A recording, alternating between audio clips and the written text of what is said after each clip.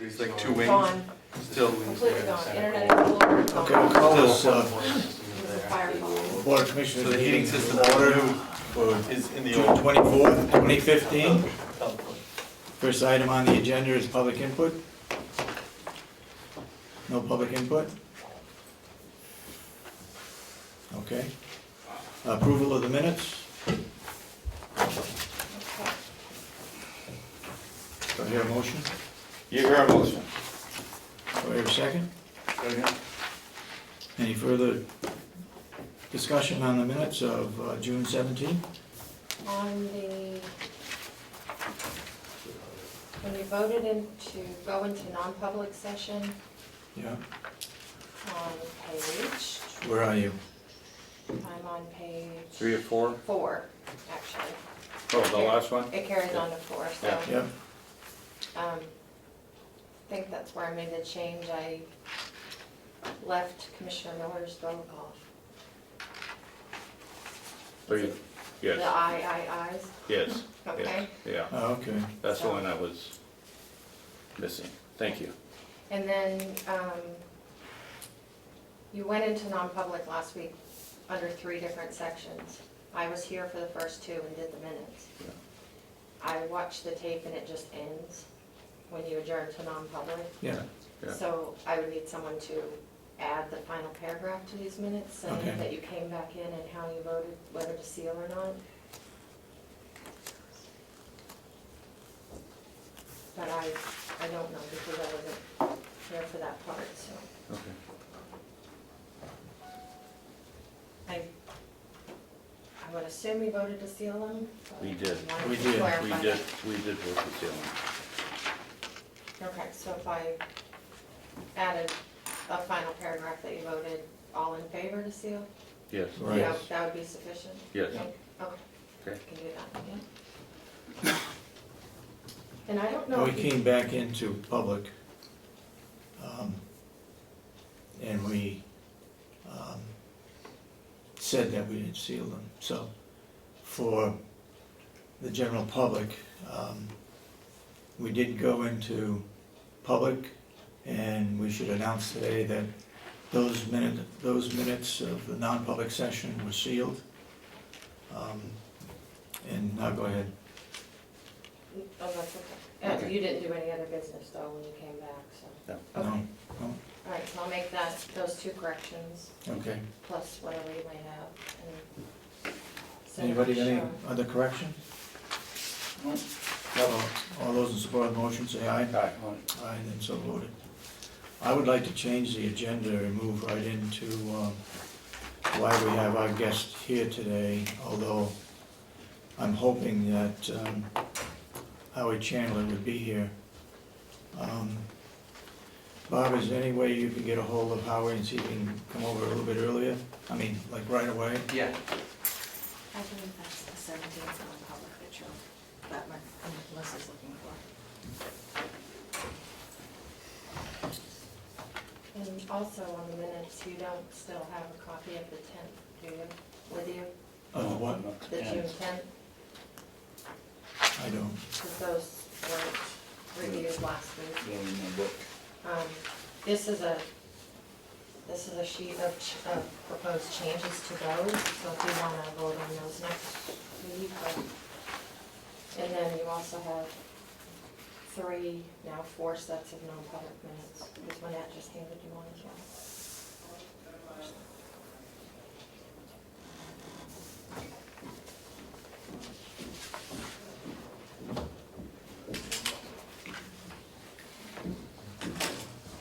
Oh, Bob, you're good. You run fast. Hey, well, from the Commissioners' call, George, good to see you. What we're gonna do, Howie, is we asked George McGlaris to be here. He's the chairman of the Board of Commissioners from Stratford County. The questions that we have had approached to us were, should the nursing home be an enterprise fund or shouldn't it? And George has his feelings about it. And George, I'd like you to just start off by giving us some information as to why we should or why we shouldn't. So right up to the table there. Okay. And thank you for being here. Appreciate Being here early, Yeah. George. I know, it's all right. George is a chairman, he's also vice chairman of the New Hampshire Association of Counties, the incoming president. The issue of your nursing home being an enterprise fund is an interesting one. Let me start off by saying that in Stratford, our nursing Excuse home. me, George, Sure. can you make sure, is that picking up? Yeah. You make sure, you wanna change the mic so George, because it's important that not only we hear this, but the delegation does. So It's all set? pick up. Okay. All set? Okay. Thank you, George. You can hear me, I'll talk a little louder. Should have had a second cup of coffee. But anyway, for years in Stratford, our nursing home was an enterprise fund, similar to yours. But over the course of the past decade or so, as a result of the way the state sets our revenue in terms of nursing home rates, right, and getting reimbursed for the care that all counties give. And because of the budget neutrality factor and all those other types of factors, and the changes in general accounting practices that have been made nationally by governments, okay?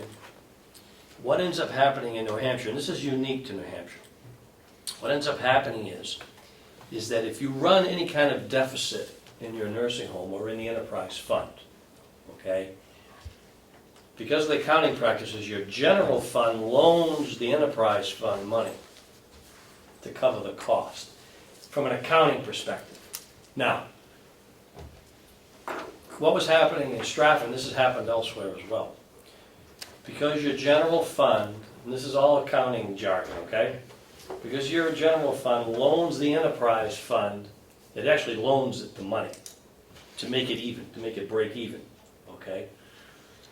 That loan is carried on your books under the new accepted accounting practices. It's carried on your books as a loan from the general fund, which means in this case it's a loan from the taxpayer. Now, what happened in Stratford was over the course of time, because the nursing homes were running in, mostly all the nursing homes in the state run in deficit, that deficit is considered a loan to the general fund, and what happens is over the course of years, as the loan increases, because say for instance in our case, we were running about a $3 million deficit, okay? Now we paid it every year, of course, we didn't carry the deficit. The property tax was raised, and it paid it off, okay? And we broke even and we started over. But from a general accounting practices, with the changes that they've made nationally, that's considered a loan from the general fund, which has to be paid back. So eventually what ends up happening is, like what happened in Stratford, the loan that shows from an accounting perspective got to be $25, $26, $27 million. Now, when that occurs, the rating agencies, Moody's, and whoever you have for bond counsel, they lose the connection when that shows up on the books. It looks like the nursing home, like in our case, owed the taxpayers $27 million, when it really did not. The deficit was paid every year, okay? So we were advised to eliminate the enterprise fund. Who advised you? Our financial advisors advised us if there was was there a possible way to eliminate the enterprise fund. I said, absolutely. We'll just vote, the county commissioners just vote to eliminate it. And make it a general fund, make the nursing home a general fund operation, okay? Therefore, if it has any operating deficit, it's offset by the revenue that we receive from the property tax. And when we did that, okay, our ratings changed immediately. Now this is all kind of, it's mostly mumbo jumbo, for lack of a better term, because we all know that we pay the deficits off, and we try to pay them off every year. We're not allowed, county governments are not allowed to deficit spend under state statute. We're not allowed to do that under the Municipal Finance Act. So So, but it's simply an accounting method. Now, years ago, we established enterprise funds. When nursing homes generally broke even based on the revenue they were taking in. Okay, but that hasn't happened now for in the aggregate, meaning with most counties, that hasn't happened for a very long time. Okay? Because of budget neutrality and the state not reimbursing county governments for the care of the proper amount of money to care for the elderly, though those are on Medicaid. So, what will happen is if under these new principles, if you don't eliminate the enterprise fund, if you don't eliminate it, it's going to have a drastic effect on your rating. Yeah, because your an interest- enterprise fund is gonna, you're never gonna break even, the loss is gonna increase every year. Correct. And produce, even though it's, Even though it's paid. yeah, Right. but you got an enterprise and the general fund here, so that one segment's gonna build and build Build and and build build. and build. That's correct. And most bankers and that, they're gonna look at that loss, they're gonna say, wait a minute. That's wait." correct. Now, like it happened in our case, and it would happen in yours eventually. Yeah, I'm not familiar enough with your particular, where you sit financially, but eventually, because it builds, yeah, okay, the rating agencies see that as a loan, yes, and it's backed up, the loan is backed up by the physical asset Yeah. of the nursing home. Well, if your nursing home loses money, Yeah. the asset's not worth a whole hell of a lot. yeah. You They, know, they want the good faith and credit of the county. Right, Yes, right. yes. They're looking for the assets of the taxpayers. So it really makes, at this point, Yeah, okay? I see exactly where you're going. Given the nature of where we are and where we're headed, it makes no sense to have the nursing home remain as an enterprise fund. It has to be a general obligation of the county and not sit out there on its own. Yeah. Years ago, it made sense. It makes no sense now. Do you know how many counties, are we one of the few that still has in the best of your knowledge, is there any other county in the I state? think there's two others left that do treat it as an enterprise fund. Okay, But they have not been rated yet. When the rating agencies, okay, see, they haven't gone out to the market in a while. Now, you guys have a fairly new, nursing home, you haven't Yeah. gone to the market, Yeah. you built a new, I Yeah. mean, you haven't gone to the market outside of probably borrowing TAN money, exactly, Yeah. okay? exactly. You haven't gone to the market. When you go to the market for something, at some point, all this is gonna come back and bite you. And it's gonna cost you a ton of money in interest because it's gonna look like on paper that you're failing, okay? Yeah. And that loan somehow has to be paid back. So it's funny because the person who pays it back is the person who already paid the bill. That's the craziness of it. Yes. Okay, but Yeah. the rating agencies don't see it that way. So, I would recommend that you do what I did in Stratford, which was to eliminate the enterprise fund. And it just only takes a simple vote of the Board of Commissioners to do that. Okay? The delegation doesn't have to. approve I it. advised, I had advised the delegation that we had done that. And I explained to them the reasons why. Most of them didn't understand what I was talking about anyway. But in the end, I said, we need to do this because we're going out, we're being re-rated. And you have to remember, at the time, Stratford's, as a result of this, we were just the first in the barrel, for lack of a better term. Okay, Once all these general accounting principles changed, okay, we were rated probably 2 months later. okay, And when that happened, our interest costs, even for TANs, okay, went up over $1 million the first year. oh, So you don't want to be caught in that. Now, Yeah. how it hasn't happened to this point with you, I haven't quite figured out because I don't know enough about your finances or how that all is being handled, but it will eventually, it's going to catch up with you. When it does, it's not going to be pretty. well, the nursing home was built for under the budgeted amount that they went out and raised for bonds. So Right. over the years, some of that bond money has been paid back. Paid back. So that's one of the reasons we haven't started that run a huge deficit like you guys did. Right. Because we had that excess bond money that they were paying back to Yeah. take care of the Mhm. excess, but it's gonna start now, absolutely now. I Something's mean, gonna. this year for sure, Right, but something's into gonna the be, future, right. it's gonna start right now. Right, and from what I understand, given the nature of how things have been, have played out, the course of human events that have occurred in terms of your budgeting in the last few years and how all that plays out, eventually when you get rated, okay, Yeah, something's gonna give there, you know? So I'd be advising you is the sooner you can eliminate the enterprise fund, the better. Not knowing all the specifics of what your specific financial condition, but the general, the overall general practice should move in that direction. Given the nature of the fact that the state's gonna continue to raise the budget neutrality factor, and when that occurs, you're gonna have to make up that with property tax or some other, you know, you might hold a big sale, I don't know what you're gonna do to make up the money, but you're gonna have to make up that money. And that's that's not gonna be a good situation. do you have any functions within your county that you operate as an enterprise fund? We have No. one here that fits, we supply the water for Yeah, that, yeah, water, right. so that, Utilities, yeah, that would fit. yeah, That fits perfectly, but, That fits. yeah, But you don't have any other enterprise funds? No, our county does. We don't have, we don't supply other public utility. When I was mayor of the city of Dover, though, we had a bunch of enterprise funds. Water and sewer, Yeah. as an example. I can share with you, 25 years ago, we had a $3 million operating deficit. That was back then, okay, in our enterprise funds. We had not adjusted water and sewer rates for 10 years prior to my coming into office.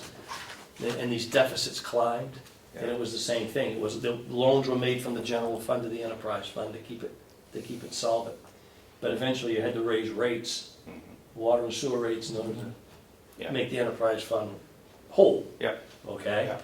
And at that time, Dover got rated, and when we did, I was in office 10 days, and they reduced us to junk bond status. I was in office 10 days, okay, because that's very Yeah. same kind of dynamic, okay? yeah, So, if you don't have the stomach to raise rates, then and we're not getting the revenue. See, we're caught because we're not getting the revenue That's stream from the state. yeah. It's not our fault, it's not the county's fault, it's just the way that, which we've chosen to govern ourselves in New Hampshire. Yeah. So the sooner you get that nursing home out from underneath the enterprise fund, from a county perspective, the better off. How are you getting a question? George, some of us have been concerned that an enterprise fund could complicate in the future pro-share. You know, and that, if anybody at the feds changed the look, it Well, would be better for it to be completely county, a full part of county, rather than a Right. separate part. that's But correct. I'm interested in your opinion on that. I would agree with that. The reason being, well, I mean, no one really knows what pro-share would look like, okay, moving forward. They've been talking about elimination of pro-share now Yeah. since Gore was vice president, okay, when Clinton was in office. So, but it's still there, okay? So it would certainly enhance the county's position if the enterprise fund was eliminated and nursing home was a general obligation of the county. Because remember, pro-share is only available to publicly held Medicaid operations, like our nursing homes, okay? That's the only entity, it has to be, hospitals are entitled to it too, if they're county or government run, okay? They're entitled to certain aspects of pro-share, because it's a very complicated formula, as you all know. But it would certainly strengthen your pro-share position if it was a general county obligation and not an enterprise fund. There's no question about that. And it would help you, it would help. Now, its direct effect on how much pro-share you get, It won't change that. right, it may not change that, depending on the nature of, how you operate, which, that shifts, that's a moving target, as you know, right? It's a moving target, so. Are there any other benefits other than the economic and bond rating benefits to disband the enterprise fund and roll it into the county? Is there any operational advantages or anything else, Joe? Or is it mainly just the accounting side of it? It's more of an accounting, Okay, but it also it also, this is kind of a secondary, it's sophomoric in nature, if I say this, but there's an impression that when you have an enterprise fund, that it's self-sustaining. Okay. Okay? Yeah. When you create an enterprise fund in governments, usually it's because you're trying to create a particular infrastructure, okay? And it'll be self-sustaining, and it won't draw on other sources of revenue, okay? That, of course, is not the case now with counties and the way we're doing business based on the things that have happened to us or been forced upon us. They're not self-sustaining. And really, it's just not a smart way of doing business right now, given the nature of what we're all faced with. It's just not a good way to do business. That's what it boils down to. And if you go back to county's government's roots, the roots of county government, county government was there to help the indigent and the poor. You know, when counties ran all welfare many, many years ago, okay, after you were on assistance for the first 365 days, you know, before we had TANF and aid to family-dependent children prior to that, before we had all those federal programs, food stamps and welfare, the counties were the level of government that handled the indigent and poor. And when you think about it, that's what we're still doing. People in nursing homes, Yeah. and our poor farms morphed into nursing homes, and the reason why they did that basically was to chase revenue, chase federal revenue, because that's what, you know, the feds pay half the cost, and we ended up chasing this revenue to help us offset the cost of taking care of the indigent and the poor. Now, we don't take care of the poor anymore in a broad sense, but you do take care of the poor as it relates to their medical needs. If someone gets sick and can no longer take care of themselves, and they've exhausted all their resources, the county steps in. So that's a form of assistance in taking care of the poor, which was what our fundamental, historically, what our fundamental role was. So, George, have you heard former Agriculture Commissioner Steve Taylor's talk that he gives on the history of counties? I've heard some of it. You ought to listen to it. It's Yeah. very, very, very interesting. And what you said about welfare is, that's where it started back in the 1600s with the first ones. Right. It's an interesting, if you like county government, it's an interesting lecture to listen to. Well, I hope I'll get a chance to hear it sometime. So it sounds like there's no downside to eliminate this, absolutely none, and None. very beneficial for the county. I can't think of one, given the nature of where we are today, I can't think of one reason not to do it. Do you have to wait till the end of either a fiscal year or a calendar year to do it? Well, Switch in the middle of the year? we just switched it. And all it is accounting.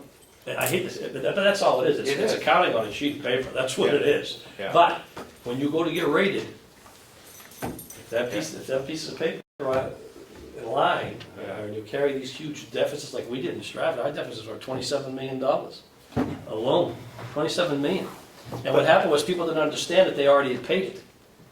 So I had meetings with the city managers, because we had 3 cities in Stratford County.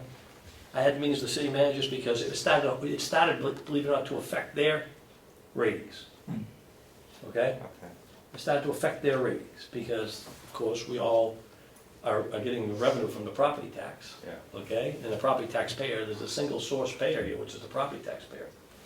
And because the county had the overall taxing authority over the communities, because we were in such poor financial health as a result of that loan, it started to affect their ratings. And so you would actually be helping your communities by doing this. So it even had an impact on your TAN rating, is that right? That's correct. That's correct.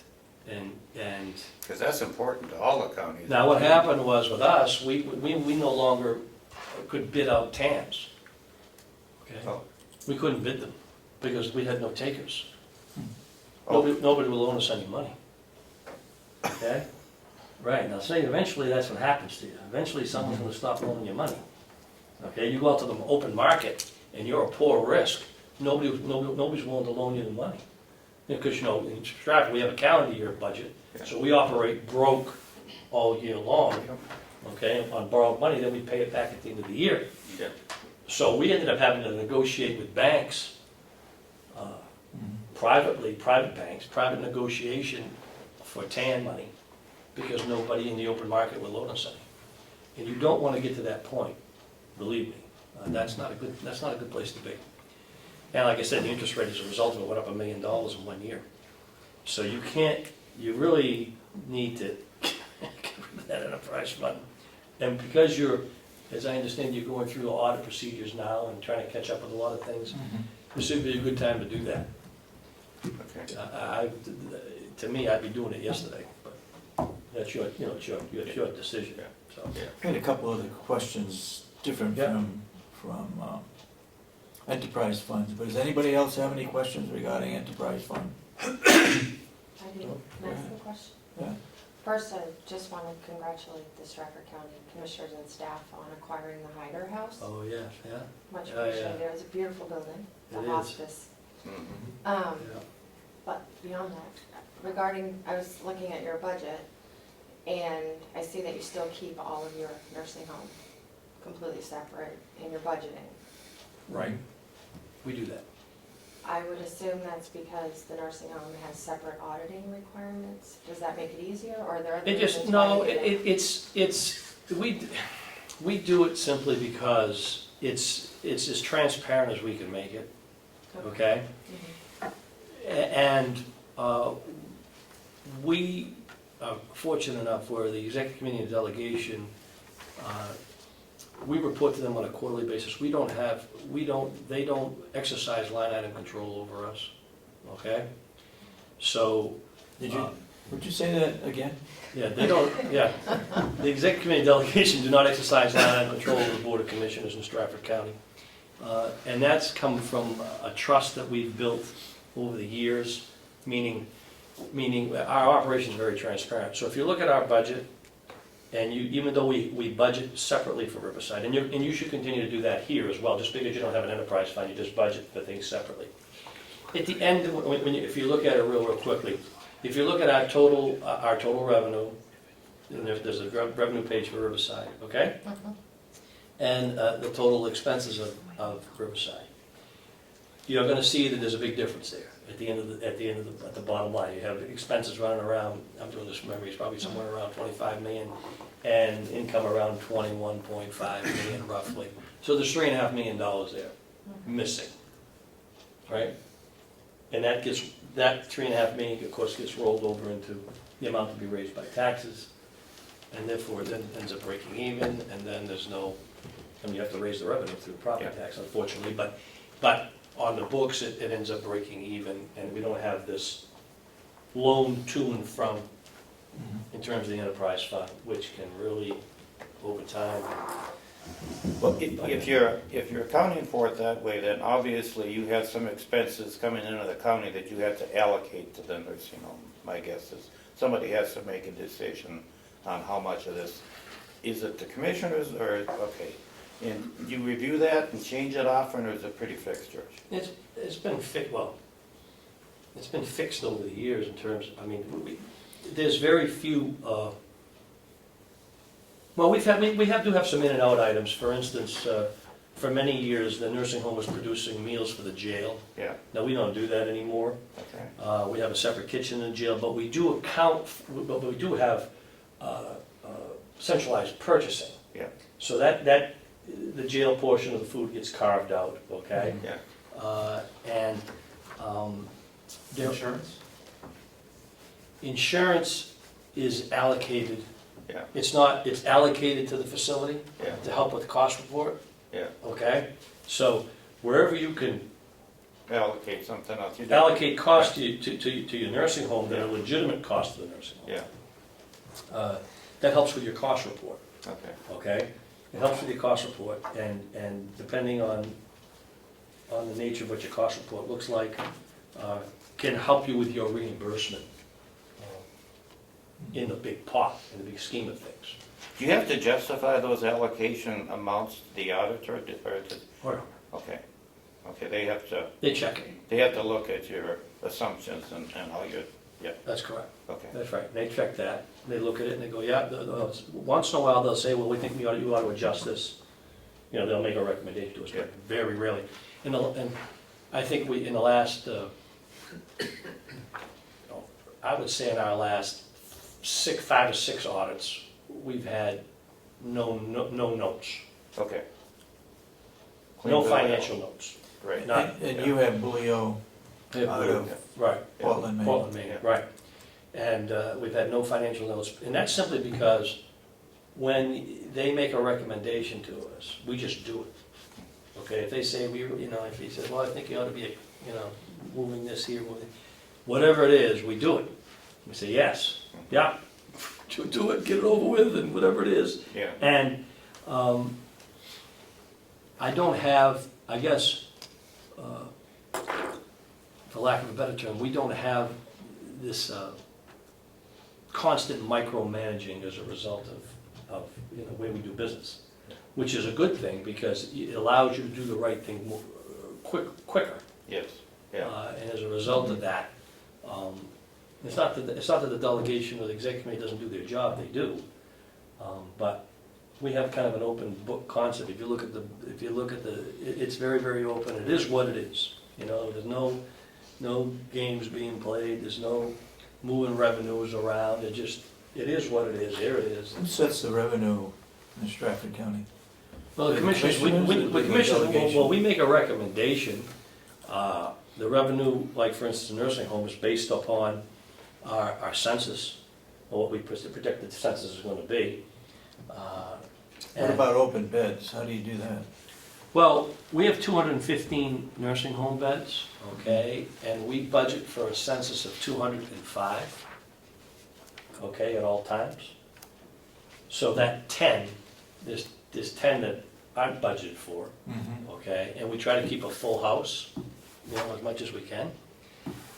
So that's where it's made up. So if you only budget for the revenue for 205, So now if they were budgeting for 215, then that's just wrong, okay? Yeah. It's wrong. That's what happened with us. Yeah. Up Right. until about 3 years ago, I think we budgeted for 3 empty beds. Yeah. Now it's 100%. Yeah, you can't do And that. we know you can't meet the revenue at 100%. No, you can't. And that's just, I understand why people do it, but it's wrong. Yeah, yeah. you know? So, like on ProShare, when you're not sure what it's gonna be, do you base it upon last year, an average for how do you come up with a revenue? The ProShare is determined after you file your cost report. Yeah, Then the feds and the state look at the Medicare reimbursement rate versus what the Medicaid rate is. yeah, Okay? On the And then different- the difference right. is that difference is calculated, But- and it comes back to the. But come you're not back- gonna know that when you set the revenue budget. So how do you budget for How it? do you budget ProShare? We always budget what we got last year and keep our fingers crossed. Okay, so you base it on last year's, Right. Because you don't know, you never know what's gonna happen with ProShare. yeah, yeah. You don't know whether it's gonna be here next year or not, you don't know whether Congress is gonna get rid of it or not, you have no idea, So so the safe bet is to budget what you got last year and keep your fingers crossed. Yep. I mean, it's, I know. now, when they pay it out, like they paid it out last week, right? Yep. Yep. When they paid it out, Yeah. it's relatively accurate in terms of, it's not like it's a year-old information. They take the rate that you were paid in January up till now, and they say, Yeah. okay, here's what the rate is, this is what we expended, this is the cost, this is the Medicare cost, and this is the difference in the balance, and then they make the transfer. So, We never budgeted for it, you have a budget for ProShare. for ProShare, Really? up until about, Until recently. again, maybe 3 years ago. Yeah. Right, Howie? Correct. Were you using the revenue to offset other costs? or- We didn't, well, Un- it's like you unanticipated? say, we didn't know whether we were gonna get it or not. Right, so you don't And to budget be for it. safe, That's safe, that's not a bad thing. Yeah. But eventually, what happens is, under the Finance Act, you can't spend that revenue. See? You can't spend it. You can't expend that unanticipated revenue. that's the tough part of it.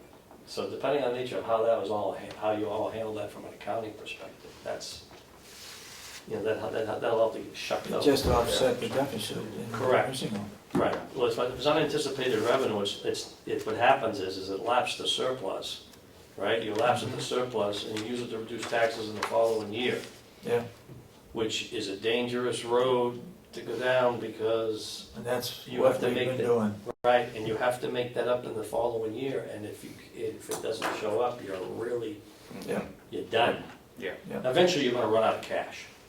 that's. Budgets are one So thing. we found out. That's Yeah. where we are. Yeah, cash is something else. Eventually, you run out of money. You run out of money eventually playing that kind of Yeah. budget. Yeah. Let's just call it, When what it you, is. when you changed your auditors to Bullios, was there a transition period that was not favorable? No. or- No, what happened was we just put out the bid. Yeah, We put the auditing services out to bid, and Bolino came in with the best price, and he had a good reputation with other government entities, so we just picked him because frankly, at the time, he was a low bidder. mhm. Well, that's what happened here. Right. Yeah. Now, sometimes a little bit can get you in trouble, but in this particular case, it didn't, Mhm.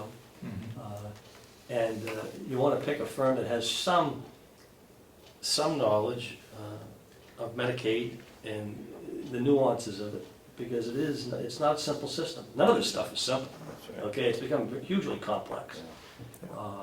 And as a result of it, a lot of folks don't quite understand it. And I know enough about it to be dangerous, but the bottom line is that it's become very complex. And usually the legislators have a tough time understanding all the different moving parts to it. Because you have to be in it and immersed in it all the time in order to understand all the moving parts, because it's just become too complicated. Do you use Bully or like your MS-45, or are you doing No. that in-house? We do it in-house. You do it in-house, okay. Yeah. We have a gal that's capable of doing it. Okay, Never had any issues. because that's a fairly complex, It is. it's difficult to do. It in is. the And of course, that's all part of, that's all part of the GASB Yeah. changes. Exactly. Okay, and what they're requiring from us. And the feds wanted that to occur because we had so many, now think of it, you got 3,000 counties, right, and some 20,000 municipalities across the country. Yeah. They all had different ways of accounting for things. Yeah. And as a result of all that, okay, that's the reason why they try to come up with some kind of a Organized. organized way, Uniform a process. uniform process for Yeah. you to file all these costs. Yeah, That way there, then the feds could, it's a lot easier when you do that. Now, it creates some problems for people in doing so, but eventually what ends up happening is they can tell generally the financial health of the country and of governments, basically, as a result of that. But Moody's, when they read that, because of the unique way we do business in New Hampshire, the enterprise funds, as it relates to nursing homes, hurts you Mhm. big time, okay. okay? Hurts. A lot of pain there. Okay.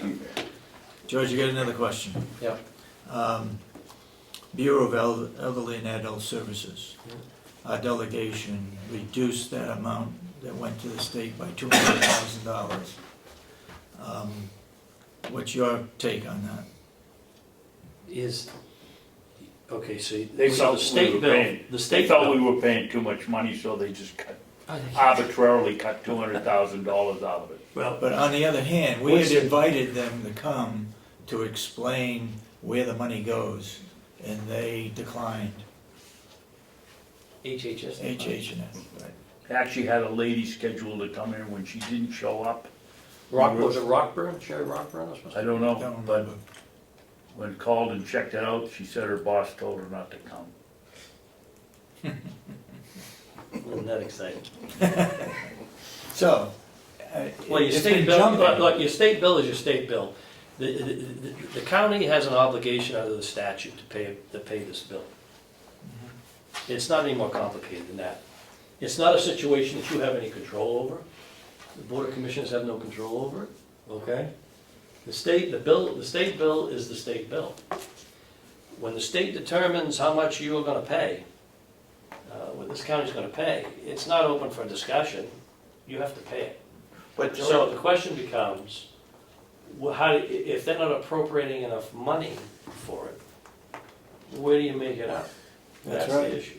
That's the issue right now. at the same time, there's an RSA that says the county only has to pay for the people that are our obligation to pay for. Now, it seems to me if the state wrote an RSA, and Melissa, you might remember that. I'm familiar The with this. number. Okay, well, if, I'm familiar with the formula. okay. Now, if the state says we only have to pay for the residents of our county in effect, shouldn't the state be able to come out and prove to us that the bill that we're receiving at 4.6, Okay, let's shouldn't talk be about able to audit that and prove Let's- to us? Okay, let's talk about that. Several years ago, what happened was, it's called the settlement law. Okay, The settlement law says that you shall pay for those people that are the county's responsibility, who are residents of your county, okay? right. No matter where they are. Okay, Now, that means, for instance, if somebody lived here in Ossipee and they moved to Florida, okay? And they were on your Medicaid roll, their benefits are portable under the federal law, okay? okay. But they were still your responsibility, this county's responsibility. Now, with that said, what happened was, over the years, we all created these bureaucracies to track all these things, okay? We all had human service departments, Yep. okay? Yep. And the state had 80 or 100 people on their payroll, and all the counties had people on their payroll, and we would argue back and forth as to whose responsibility was for who.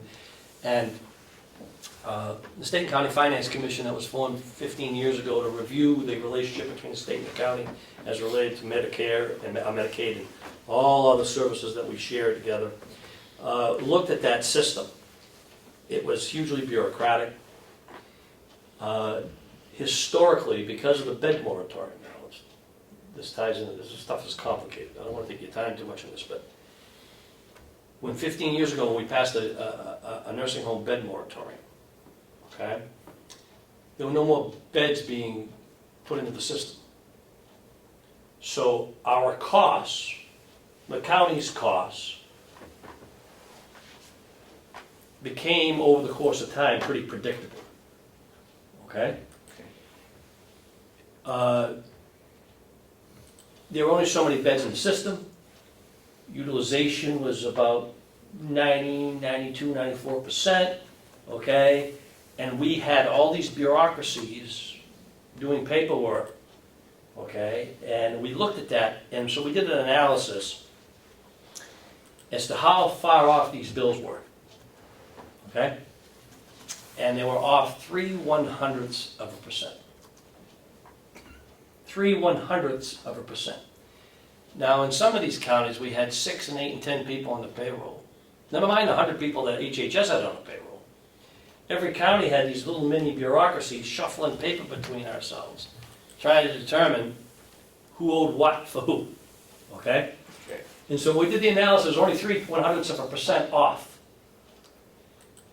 So like, for instance, in Stratford County, we were paying about $10 million, okay? So if you take 3/100ths%, okay, we're $3,000 off. We were spending $250,000 a year in personnel to chase $3,000. It made no sense. Yeah. So I worked with the state on developing a formula, basically taking a 3-year rolling average of historically what we paid, okay? Okay, And created a system where everybody paid 1/12 of the bill once a month, okay, to the state. Now, with that said, a lot of counties got rid of a lot of personnel, and HHS got rid of a lot of personnel, okay? We've saved, literally, the taxpayers millions and millions, property taxpayers, millions and millions of dollars as a result of the formula that we have now, okay? Okay? okay. So now,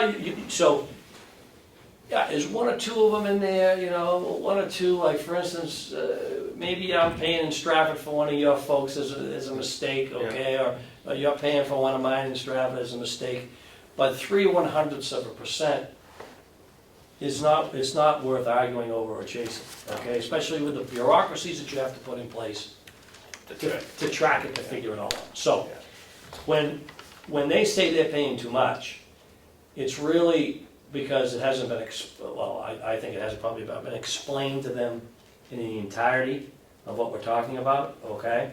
And it's rather kind of splitting hairs, for lack of a better term. Okay. You're throwing good money after bad to chase after that 3/100%. It doesn't make any sense economically. Yeah. If you were running a business, you wouldn't waste your time. It's like paying somebody $10 an hour to chase 3 cents. Yeah. It doesn't make sense. And so that's why we did what we did. Okay. And all the counties agreed to it except for 2. Actually 3 initially. And we said, okay, well, you can keep checking your bills. Well, over time, what happened was, the bottom line was, they just didn't want to get rid of the personnel. The reality was they didn't want to get rid of the personnel. But through time, that's happened, okay? They eventually saw that they were wasting all this money chasing bills. And now the state, the way the new systems are being designed, which is a issue for county state finance moving forward here as part of managed care. What's the county's role in this? How are we going to pay for the system when they start making these major changes to managed care? You know, who pays what bill and how does that all get shook? That's all on the table here. But to arbitrarily cut your elder care line because you think you're paying too much, well, I think we all pay too much, but there's nothing you're going to do about that. You just got to figure out where you're going to make it up because you're going to pay the bill. Now, if you don't pay the bill, We have a penalty. What do you Correct. think will happen? well, if you don't pay the bill, what happens is the state has the ability to shut off your revenue source. Meaning, if you don't pay the bill over here, when they're paying you your nursing home reimbursement rate, they can withhold that money from you to make up this money over here. Okay, now, normally what happens is cooler heads prevail. Some counties have tried this. Okay, and it lasts for 6 or 8 months, and the push comes back, and they realize after they've talked it all out that they got to pay the bill. Okay, the bill's owed, and that's what happened. That's what's happened in the other counties. Okay, when they've said, well, we're not paying the bill. Okay, we don't pay the bill. It's not going to give you any more revenue. So I don't know what you're going to do, but so many people still have to get paid. So that's what's happened. Well, George, with your experience with HH&S, we shortchanged them $200,000 on our First payment, last check. second payment. Second payment? We haven't heard a word. I'm sure you haven't yet. Why? What do you think is holding them back from saying, Carroll County, somewhere along the line, folks, you're gonna owe us this money? Well, there's been a massive change in personnel at HHS, okay? We actually sent them the minutes of delegation where they Really? voted to cut it. I think that normally what happens is, I mean, historically what's happened is that the commissioner will sit back and wait a while to see if it'll all shake out before he writes a letter to you. Historically, it's been 4 to 6 months before they'll write a letter to you and say you gotta pay the bill, Okay. okay? He usually, the dynamics of things is changing so quickly that over that 4 or 6 months, something else could change. Okay, but I don't know what that is. Usually, I mean, there's assumptions being made right now in the state budget regarding managed care that I think are wishful thinking. Okay, I think what he probably figures is as time goes on, the bills are going to mount. You're going to have to borrow money to cover it, or if you don't pay it, eventually the bill's going to come due, and you're going to have to figure it out. And usually cooler heads prevail, and that bill ends up getting paid somehow. Yeah, won't they at some point begin charging us interest? They're allowed to do that. Yeah. And after 30 days, I think it's 30 days, their policy is they can start charging you interest, okay? Now, sometimes they'll forgive that interest if there's a political problem. Sometimes they'll forgive it. but they never forgive the bill. Yeah. The bill can't get forgiven, Yeah. but the interest may be forgiven. So, but if you need me to come up here, and, I don't mind volunteering, talking to your delegation regarding the enterprise fund or any of these things, to give them some historical perspective. I'm sorry HHS officials didn't show up. They probably, in talking to legislators, they, of course, are relying upon those folks to vote for them, so they probably didn't want to be put in the position, in the middle of that, probably. I'm just guessing at that, but, it is what it is, so.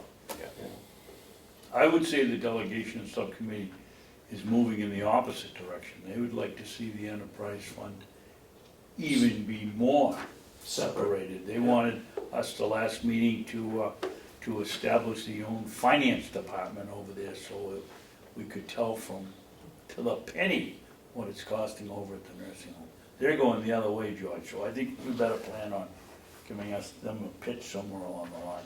Well, I don't mind coming in and telling them that would be a huge financial error. When you get rated, you are gonna be in trouble, okay? You think you're in trouble now, okay? You're gonna be, I mean, all you gotta do is look right next door to what happened to us. I don't know why you would think it would happen here, unless you've got some multi-millionaire around here loaning you money, okay? Somebody's, eventually you run out of money, you run out of cash, never mind the budget, you just run out of cash. We're there. Yeah, you run out of cash, okay? And somebody's gonna give you the cash. We won't make it to the end of the year. I don't see how you're gonna be, with little knowledge I have of what I've heard that's been happening, I don't know how I don't know how you're still here. You're gonna run out of cash eventually. Oh, we will this year for sure. We know Yeah. we will. Yeah, and that's gonna be a And we have no painful, surplus, so. and that's gonna be a painful, Yep. it's gonna be painful, because it's not like Detroit. I mean, some of these cities that have gone bankrupt around the country, the reason why they were able to go bankrupt is that they had pension plans and things of that nature. They could go back to their old employees with retirements and say, you're only gonna get half of what you're gonna get. And, the counties don't have that luxury, we don't have that ability. There's very little you can do here, and you're halfway through the budget year, so how are you gonna make up these expenses? You're just gonna run out of cash. We gotta have a supplemental budget. Yeah, you're gonna have to. You're not gonna have any choice. I know. I guess, I feel bad for you, but I don't know how else. You'd have to wholesale close something down. Yeah, file chapter 9. Well, before you do that, you really need to make an attempt. I would make an attempt with the delegation again, and if not, my next step, if I was you, I'm not a lawyer, but my next step would go to the Superior Court and ask for relief, which you can do. You have the power to do that. In what form? An injunction? Years ago, under the welfare statutes, this has happened a couple times in our history, where the law said you had to pay certain bills, certain assistance bills in the old days, and delegations wouldn't appropriate the money. But the law said you had to pay the bill. Okay? So you go to Superior Court and ask for injunctive relief, okay, because the bill has to be paid. And the legislature's refusing to appropriate the money. Now, the legislature has the ability to appropriate and levy taxes, but they don't have the ability to ignore the law. They can change the law. Go to Congress, change it, but you can't ignore it. Now, that would be a last resort effort. And that would just cover the welfare requirement, it wouldn't cover anything else. Well, that would cover, certainly, yeah, it would cover your requirement to pay the state bill, Right. Right. The $200,000. the $200,000. Yeah. Of course, they're gonna beat you up and want you to come up with it from some other source, but there's That's right. limited sources. I mean, Right. there's limited places you can get the money. And you either gotta cut expenses or you gotta come up with some revenue. It's not rocket science, Right. you know? Yeah. When you Well, at cut least for some. Excuse me, Judge. Sure. When you cut expenses, I can remember, I'm an advisory member of the Cooperative Extension, and I can remember the stink. Yeah. But when you got to that point 4 or 5 years ago, when you cut Right. everything, where did you start? What I did, was, that was the year the interest rate went up $1 million. Yep. Okay? We have an interesting situation because we have cities with tax caps. Yeah, That was the problem, basically. Correct. wasn't We have cities with tax caps, so if the county raised its portion of the property tax beyond the cap, then the city, that particular city had to make up the difference. So we were forced from multiple ends. We had tax caps in the municipalities that were forcing us not to spend over the cap.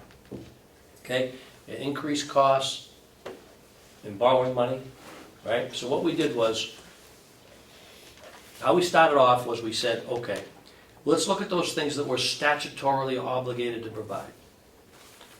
Look at those systems. What does the law say we absolutely have to do? And we put them all on the board. And the expenses associated with that. And then we put everything over here that we were not statutorily obligated to provide. Okay? Now, when we did that, things cropped up, extension being one of them. Okay? And in order to meet the cap obligation, in order to meet the increased interest costs, in order to meet the contracts that we had, in order to pay state bill, pay our union, our negotiated contracts with the unions. When we put all those expenses up there, we took all those things that we were statutorily obligated, those things that we were not statutorily obligated were the first things to go. They were automatically taken off. It didn't make any difference who you were, what you were, they went. Then we looked at those things that we were statutorily obligated to provide, and we looked at every individual aspect of those operations to see where we could save money, how we could change the way we were doing business, which included the elimination of approximately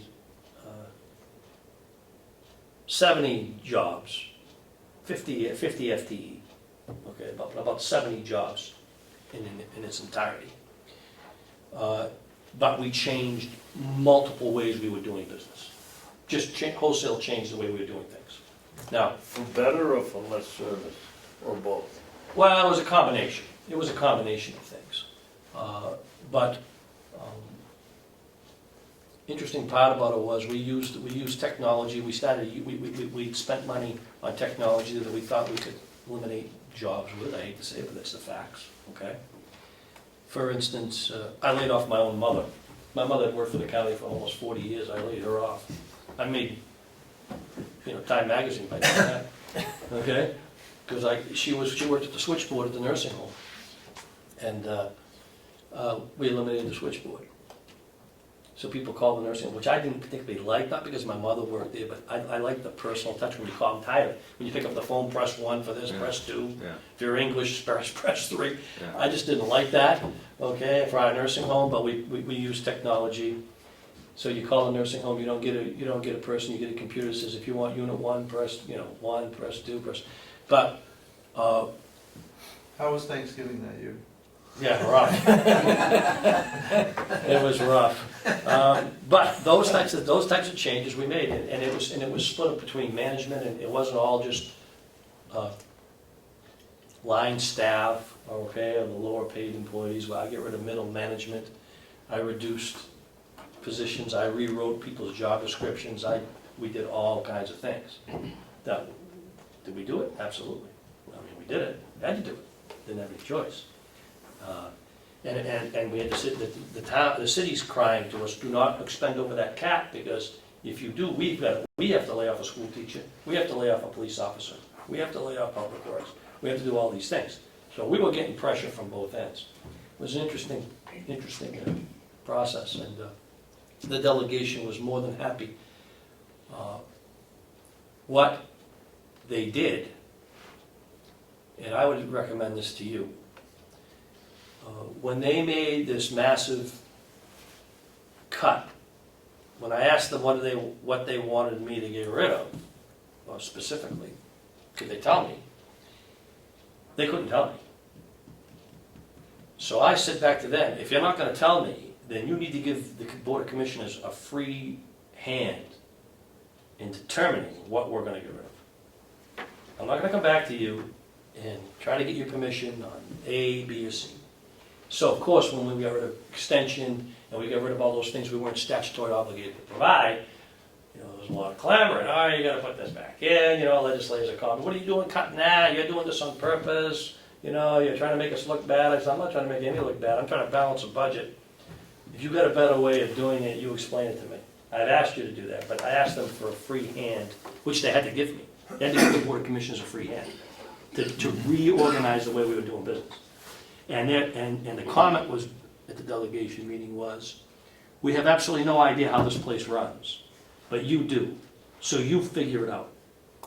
We're only gonna give you X number of dollars, you figure it out. I said, no, you're giving me a free hand, no problem.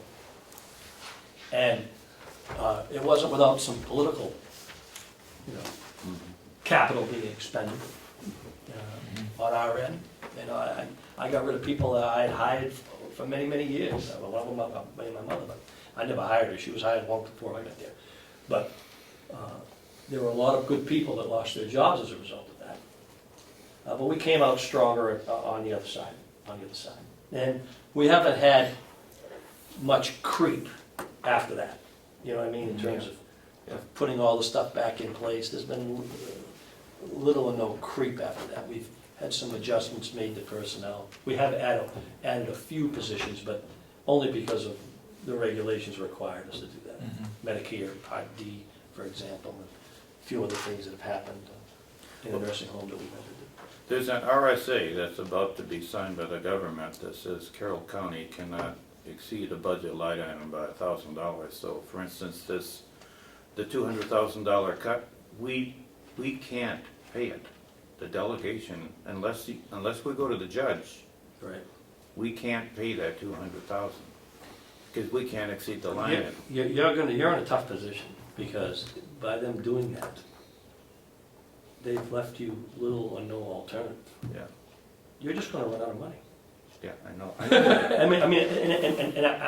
I'm assuming that they hear that, but maybe they're not hearing it. Or maybe they don't care. That's the other part of it, they may not care. They may not care. They may not That's care. the other side of it, is they may Okay. not care. They just may not care. And that's you have my sympathy if that's the case, but they just may not care. Yeah. And if that's the case, I don't know what you're gonna do with that.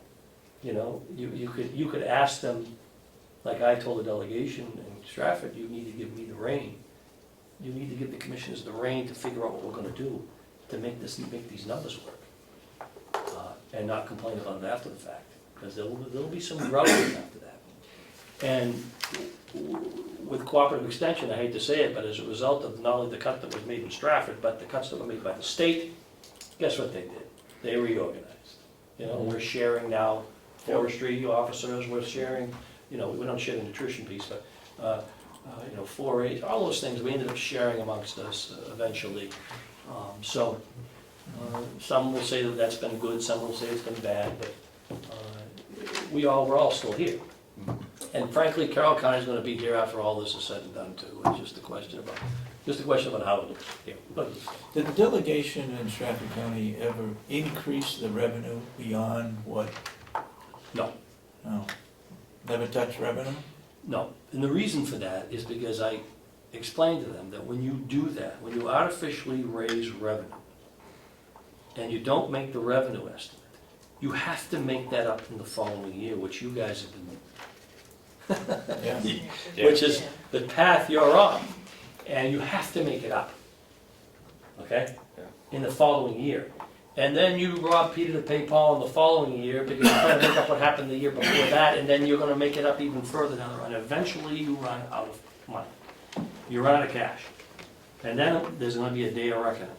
And that is gonna be a very painful process, because you're gonna need to raise taxes somehow, or cut expenses to the extent, if you can, to make that up. And that's that's an act of self-governance. You're gonna have to figure that out on your own as to what it looks like. But there are certain things that you could do. I've been thinking about, on the way up here this morning, I was thinking about some of the things you could do. I know you guys had, I'm not too familiar with everything, but rewriting your bonds, your long-term debt, that might be a possibility to loosen up some money. They don't like that, the rating agencies hate that. Okay, when you go to rewrite debt, it looks like you're in a very poor, weak financial position, which means your TANs now are gonna go. Interest for your TANs are gonna raise up, there's a delicate balancing act that's gotta be played there. Not knowing what other expenses you have that you're statutorily not obligated to provide, not knowing that. I don't know what else you have in your budget you might be paying for that you don't have to pay for, that it's nice to have, but you may be forced in eliminating it. That's what happened to us in Stratford. And frankly, at the end of that whole process, believe it or not, I know there's a political side to that, but none of us suffered from it politically. You know, George, the delegation, to their credit, I guess, has reduced the amount of taxation over the last 5 or 6 years by $7 million. And Wow, not realizing that it catches up. we didn't have a balance Right. each year that made up for that 2.5, I think it was, that we gave one year to Yeah. reduce taxes, and the other years is 1.4, 1.4. When we had 300,000, maybe last year, I think we had $200,000 left over in our expenses that we saved.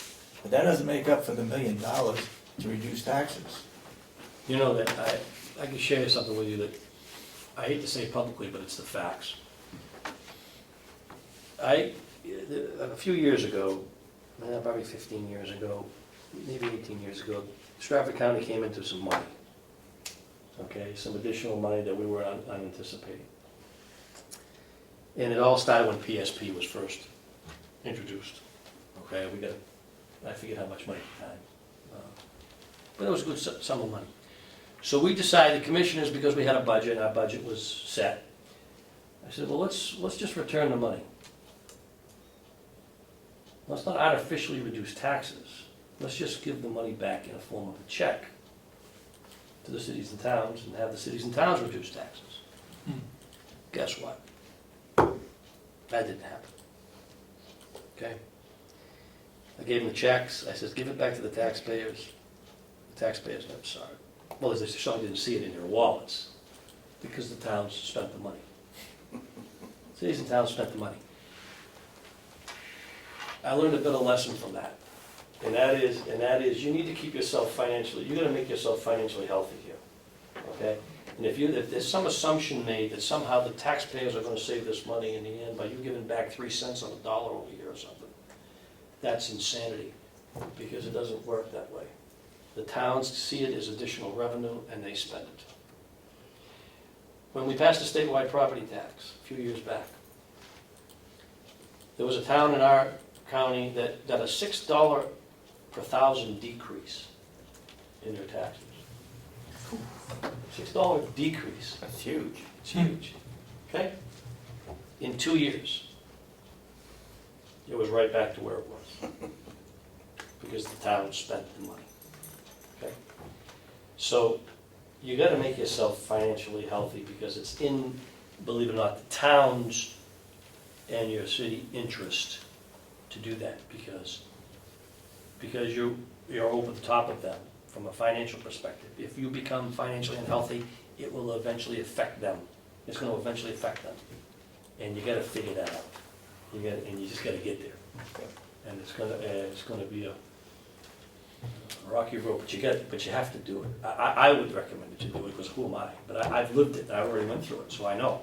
I mean, history repeats itself. You're only up the road a few miles. The dynamics are all pretty much the same. What kind of percentage reserve do you guys strive to? Well, do you have 5%, 10, what? Well, Do you have a goal? for many, many years, we had no reserve. Okay, And that, of course, the new rules, they want you to hold, 5 to 10. yeah, 5 to 10, 8%, I think it's 8. Yeah. 8%. And we've been slowly, over the past 5 years, working to do that. Okay. The old way of thinking wasn't a bad way of thinking, but it doesn't meet the modern financial reality. when you hold on to that 80%, you're actually holding on to taxpayers' money. Yes, you are, exactly. It's taxpayers' money, Yeah, it is, okay? it is. It's their money. Yep. So everybody brags about saying, oh, you gotta have 8-10% in reserve. Well, when you do that, the government has no resources of its own. It's taking the people's money. Yeah. But the problem is, for years, when we operated the way I'm talking about, where we operated broke, we had no surplus, okay, we gave you little room for you had no room. Because we don't produce, counties don't produce the revenue side of the equation. Like if we controlled economic development, right? If you could expand and build new property, you know, build a new complex, or from a planning perspective, build new buildings that you could tax, okay? Then you control the revenue side. But the counties control no revenue side of any of this equation. Right. We control no revenue side. We don't, outside of the bake sale, okay? You don't control any of the revenue. Okay, so without controlling the revenue, we're held hostage. We're held hostage from the actions of your own towns and communities as to what they're willing to do in terms of expansion of the base. We're held hostage by the state in terms of not paying or reimbursing us enough to provide the care we're paying for. So we're caught in the middle, okay? We're caught in the middle. And that's a tough place to be, okay? And when you really look at the big picture and the way things operate in New Hampshire, you need to make yourself financially healthy. Whether the towns or legislators understand it now, it'll have an effect on the town's capacities to borrow, because once they rate you, that won't be a good thing. It's gonna drive their interest costs up. It's gonna drive everybody's costs up. So you gotta get financially healthy. That's what you have to do that. George, it sounds like Stratford County has been able to expand county government. I'm not sure if that's the right word. Well, we have, like, for instance, with the addition of the Hyder House, as an example, the hospice house. We have expanded the county's role as it relates to long-term care and the healthcare continuum, okay, with things like hospice care. And we've taken a different approach to it. It's an approach that was difficult because we had to get the regulators to agree to what we were doing. We were thinking out of the box. They don't like you thinking out of the box too much, okay? But we tried running hospice, for instance, with a nonprofit, and then we tried to do it with a for-profit. Neither one of them, both of them failed. Actually, there were two nonprofits, and then a for-profit, and they all failed. So, in this particular instance, it was a good thing for the government to step in to provide the service, because we think, based on the model and the financial program we put together, that we can make it break even. And all we need to do is to have it break even. And in talking to the delegation, I told them that we would strive to make it break even and work with our partners in the community, the hospitals, okay, and those that would help us financially to make it break even. And all we need to do is have it break even, and folks will have. And it's the same thing with the nursing homes. If there was some way we could make the facilities break even, okay, that would be a good thing, because now some people believe we should be out of this business completely. We shouldn't be doing any of it, and I know you guys run into that on occasion. But those are political decisions that were made. You know, our forefathers, fought for years over these same type of questions. There are no easy answers, but there are certain tried and true long-term public policies that are necessary, at least in my perspective. One of them being the fact that we take care of folks when they can no longer take care of themselves, and it's through no fault of their own that they're sick. That's a little different in terms of assistance than paying somebody to sit on a front porch all day long and not work. There's a big difference. They paid taxes all their lives. They played by the rules all their lives, and now they're just sick, and they've exhausted their resources. So what are you going to do? Take them out and shoot them? I mean, what are you going to do? So we have an obligation, I think, to them to give back and to help them in the twilight aspect over the years. Now, I'm old enough to remember when I was in Dover, growing up, I was delivering newspapers before we had Medicare and Medicaid. We had flop houses, 30 and 40 elderly living in one building with one bathroom, all taking care of themselves. My father ran a grocery store. Back then, you didn't have the preservatives that you have today. So he would deliver 3 and 4 day old bread and pastries to the flop houses that didn't sell in the grocery stores. Okay, and I used to go with them to drop off the pastries and bread to those folks because they had nothing, and they all took care of themselves. Now some people want us to go back to those days. Okay, I'm not quite sure we're going to do that. Yeah. Okay, but the other side of the coin is you get paid for it. So. George, I know we're getting on Yep, time. I know. No, you but, got a big agenda. I'm does sorry. the no, it's okay. Stratford County set aside money for future projects? We have a 5-year capital improvement program, okay, Okay. that we are funding. We're not borrowing the money to do that, okay, meaning we have a capital account that we fund on an annual basis. We pay for those things directly. Now, we're not talking about buildings now, but for instance, anything that has a 7-year life or, up to a 15-year life. Mattresses for the nursing home, as an example. Automobiles, vehicles. Mhm. We pay for those directly every year. We don't. Out of a single fund, George, or are there a capital It's reserve? a for each capital fund? reserve fund, right. But I mean, for each individual, are your cars in one fund and nursing No, home? no, Needs in another? What we do is Earmarked? we account for it under a capital fund, okay? Okay? And what we try to do is we look how much we're reducing in our long-term debt, and we look at that number, okay? And then we look at the number, how much we had in the budget last year, we try to operate it flat. We put together the 5-year program, we have the department heads update that sometimes more than an annual basis, depending on what our needs are and what's going on. But that's worked pretty well for us. We put that together about 10 years ago. So we haven't gone to market for a while. And we've done that on purpose because our bond rating collapsed so bad as a result of the enterprise fund issue. We're working our way back. Moody's just re-rated us last year. Kicked us up 2 more notches. We're gonna go back and see them again. But it's taken a long time. It's been 5 years, so it's taken a long time. And with that, I run the budget from a revenue perspective to the cap, to our property tax caps. So we try to determine what the cap's going to be.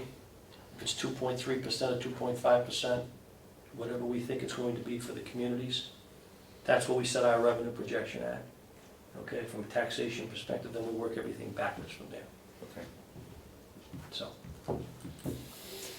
Okay. Any other for you guys? Any other questions? Any other questions? No? George, thank you No. very much. No, for- thank you. Sorry I took so much of your time, but No, these things not can't at be all, answered in 2 George. minutes. It's been a pleasure having you here. Thanks, George. It's good to see you. Thanks for having me.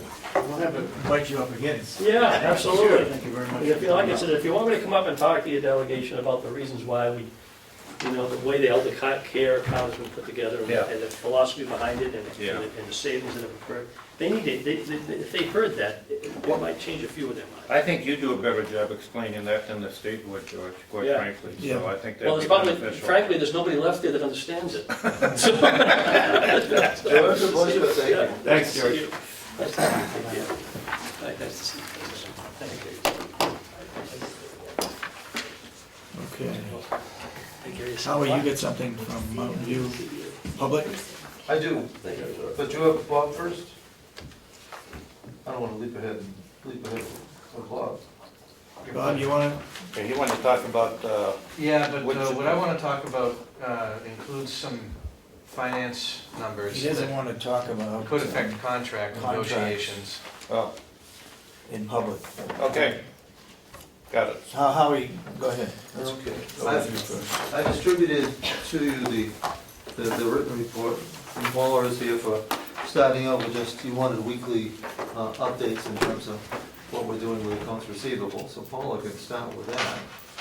Still a work in process. I did get some adjustments done for my case tech just on Monday. She emailed me and said she processed some more, which means I can process with the state to collect some more money. So it's just a work in progress. Are we gaining on it? Are we accelerating the amount of collections, or is it pretty level the way it's going right now? Probably pretty low. I mean, it's piece by piece. I'm giving her, when I'm sending to my case tech, it's groups at a time. I'm not gonna let her Yeah. with a bunch, so I do 5 or 6 and send those up and let her process those so that I can finish processing them, and then I'll send her another batch up, Okay. so it goes in a flow, but Do we have any in-hand cash that you've received? a little bit, yes. The one she just did on Monday, I have then, when she does them, I have to do paperwork, and I sent that paperwork in yesterday. So then probably within 2 weeks, I'll get money from those payments. But it's not, It's a slow it's not process. lump sum, as you said last time, it's, Most are adjustments. Right, so we piece by piece as they're sent in, we'll get payment for each one as they go in. okay. Like yesterday, I think I did 5, so we'll get Yeah. payment for those 5, all at the same time, because they all went in together. Yeah. How long will it take to work through the entire list? Any idea? I mean, another 6 months, if you're doing 5 at a time, or how long will it take?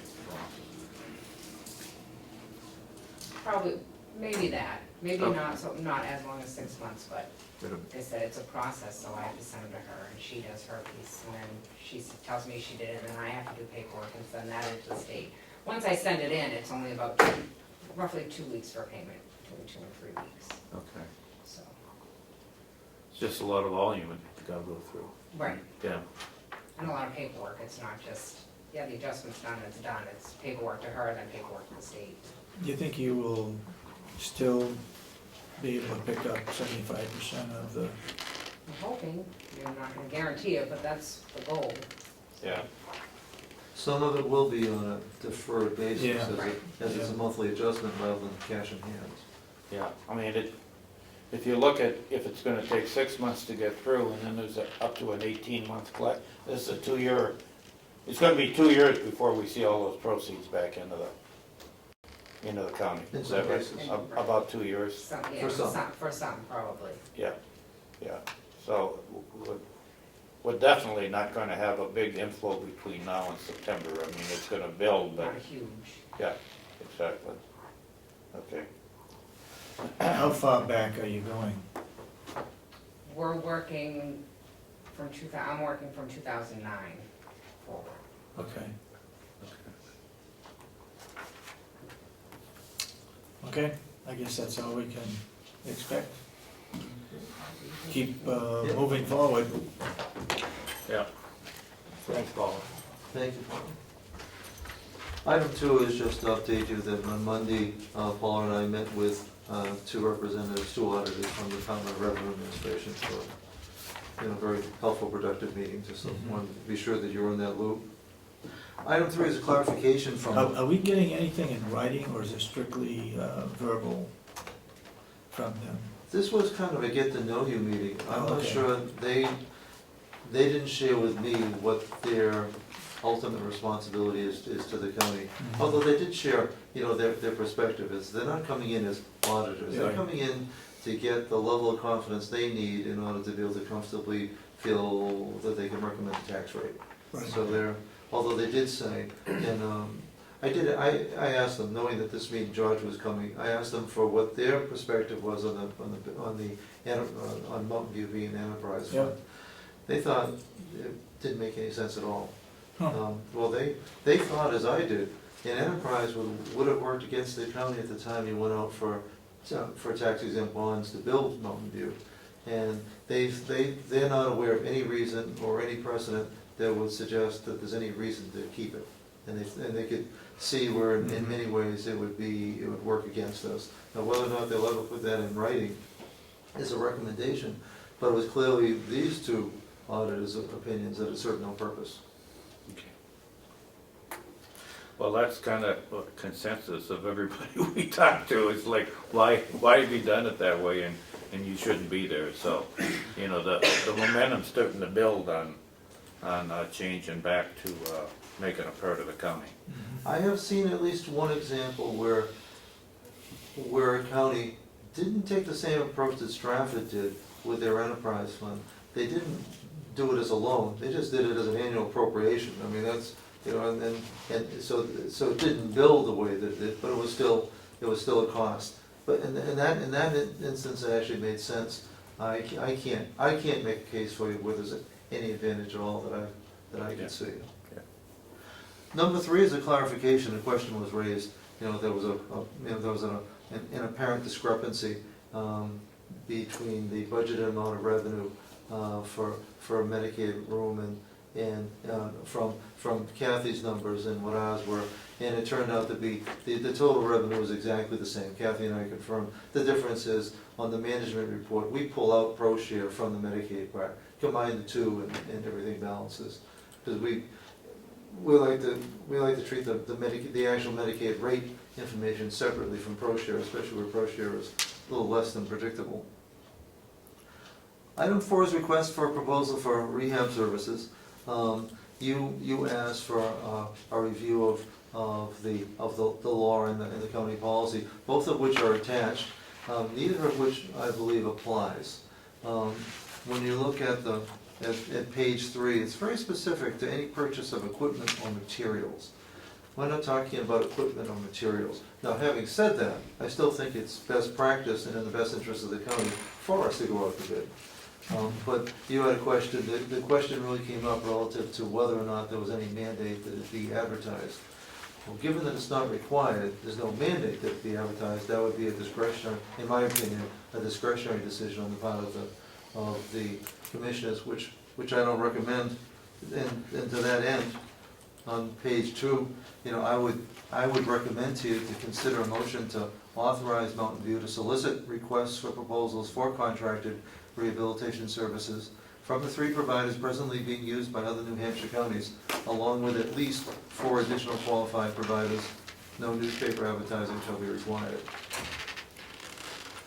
I sure concur with that. I don't think it makes any sense to go into newspapers, because we're looking at a select group of people that can provide this service, and unless you get the newspaper that their home office is in, you're gonna... It's easier to send them a letter. Yeah, exactly. I And don't- cheaper. Yeah, and much Yeah. cheaper. Yeah, yeah. And I think we're fulfilling our obligation. Yeah. The purpose is so that contract doesn't get guided to 1 or 2 people, Right. one person through some kind of a relationship. And by going to 3 providers and 4 additional qualified, I think we got a case that we could defend very easily. Absolutely. I'll make the motion to authorize Mountain View to solicit requests for proposals for contracted rehabilitation services from 3 providers presently being used by other New Hampshire counties, along with at least 4 additional qualified providers. I second that motion. I'm gonna go a little bit further.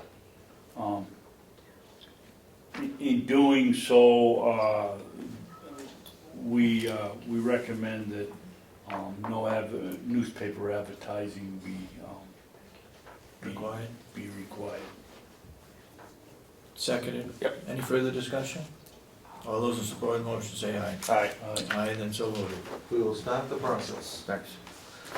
Item 5 is a return to per diem staff waivers. Came to you 2 weeks ago with this, and I there was was gonna ask George that, if he did that in Stratford County. Okay. I'm not sure.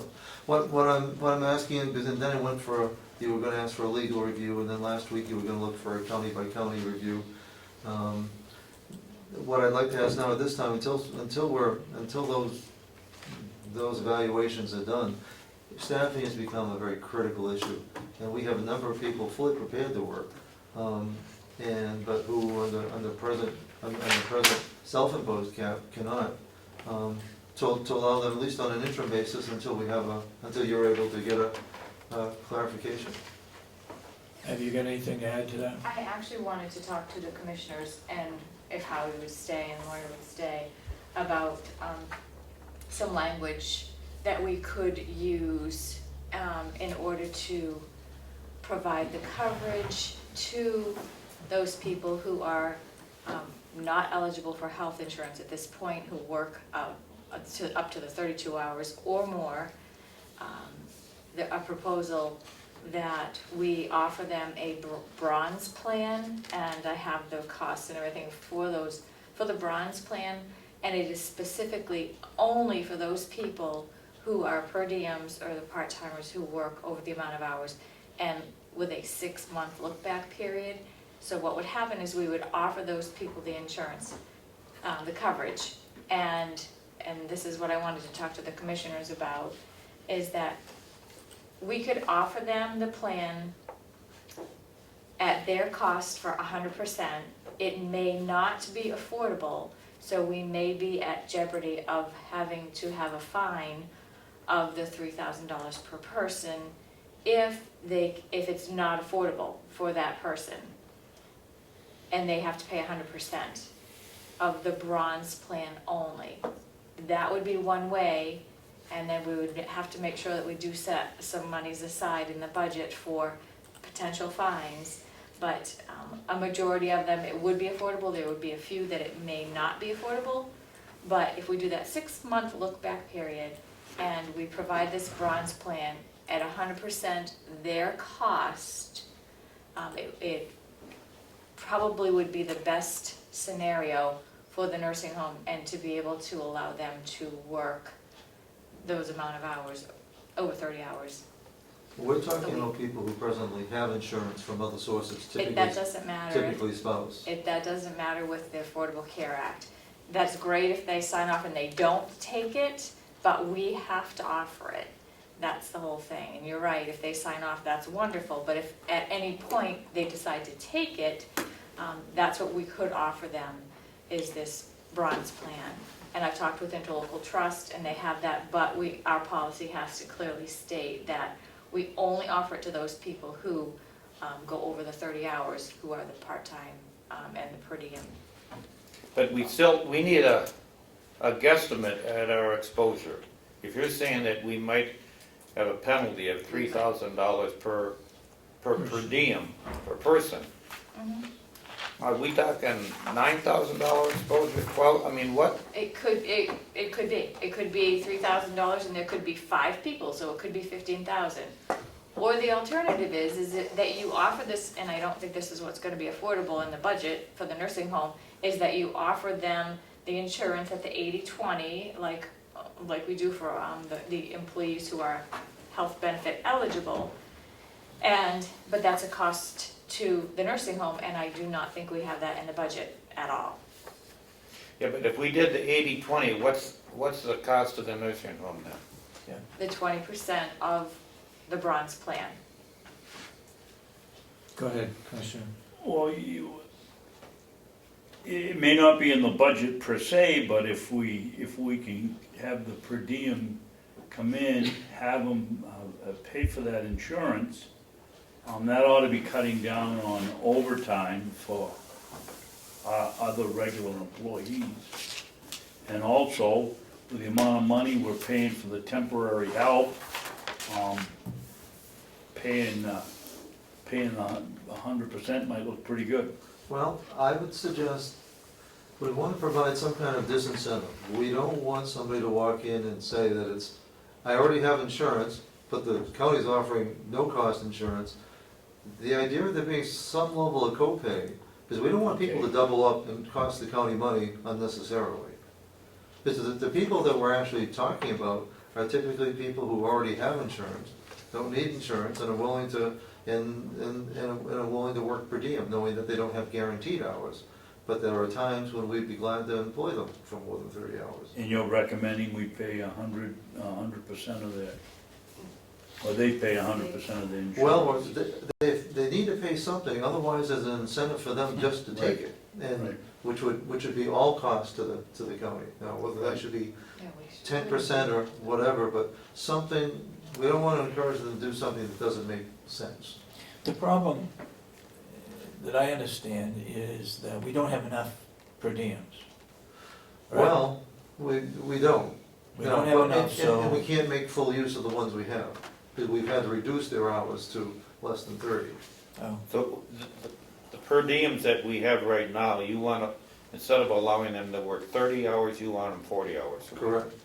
So that we get an extra 10 hours worth of service. 25% increase without having to hire a new person. For some only want to work limited hours. Okay, now, out of the per diems that we currently use, do most of them have this ability to sign a waiver that they have insurance and they don't need ours? Many do. Many? Well, can we pick and choose? No, you cannot pick and choose. okay, out of the You many, have to offer this insurance. To You everyone? have to offer it to anyone who works 30 hours or more who is not benefit eligible. And that's the difference. We have some people who are part-time or full-time equivalents who work 32 or more and they are benefit eligible. They're all in the budget. They have the ability to sign a waiver or take the insurance.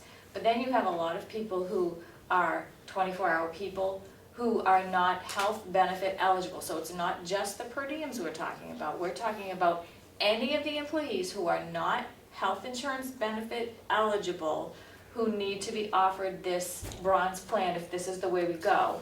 But that's the decision that I have to talk with Howie and the commissioners as to, do we charge them 100% of the bronze plan? And there may be a few who it is not affordable for. It all depends on it depends on their W-2s. When it comes down to it, it depends on their W-2s each year and their family total of W-2s. If the insurance is not affordable to them, meaning that it's gonna cost more than 9.5% of their annual income, then they may take it. There are some who will not take it, but that's the risk. Either we charge 100%, but we offer it, and that's all the government wants, is that we offer it. It should be affordable, and that's where the fine would come in if it's not affordable. That 9.5%, this year's 9.5% there. let me ask the question a different way. With the penalties that are still our most effective and the cheapest alternative to get employees in here, even with the penalty? Or do we have another alternative where we could get the same employees and not expose ourselves to the penalty and pay less money? That was the question that we brought before you, because Lori at her meeting of statewide directors of nursing found that there were other facilities, other counties that were willing to just get a signed waiver for those who had proof of insurance. And so I can't disagree with what interlocal might be recommending. Other counties and other facilities seem to be taking a different track.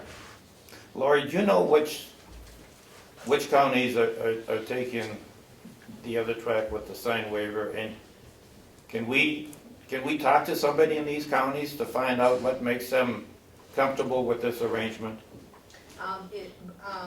Coos County, both Berlin and West Stewartstown, as well as Grafton County.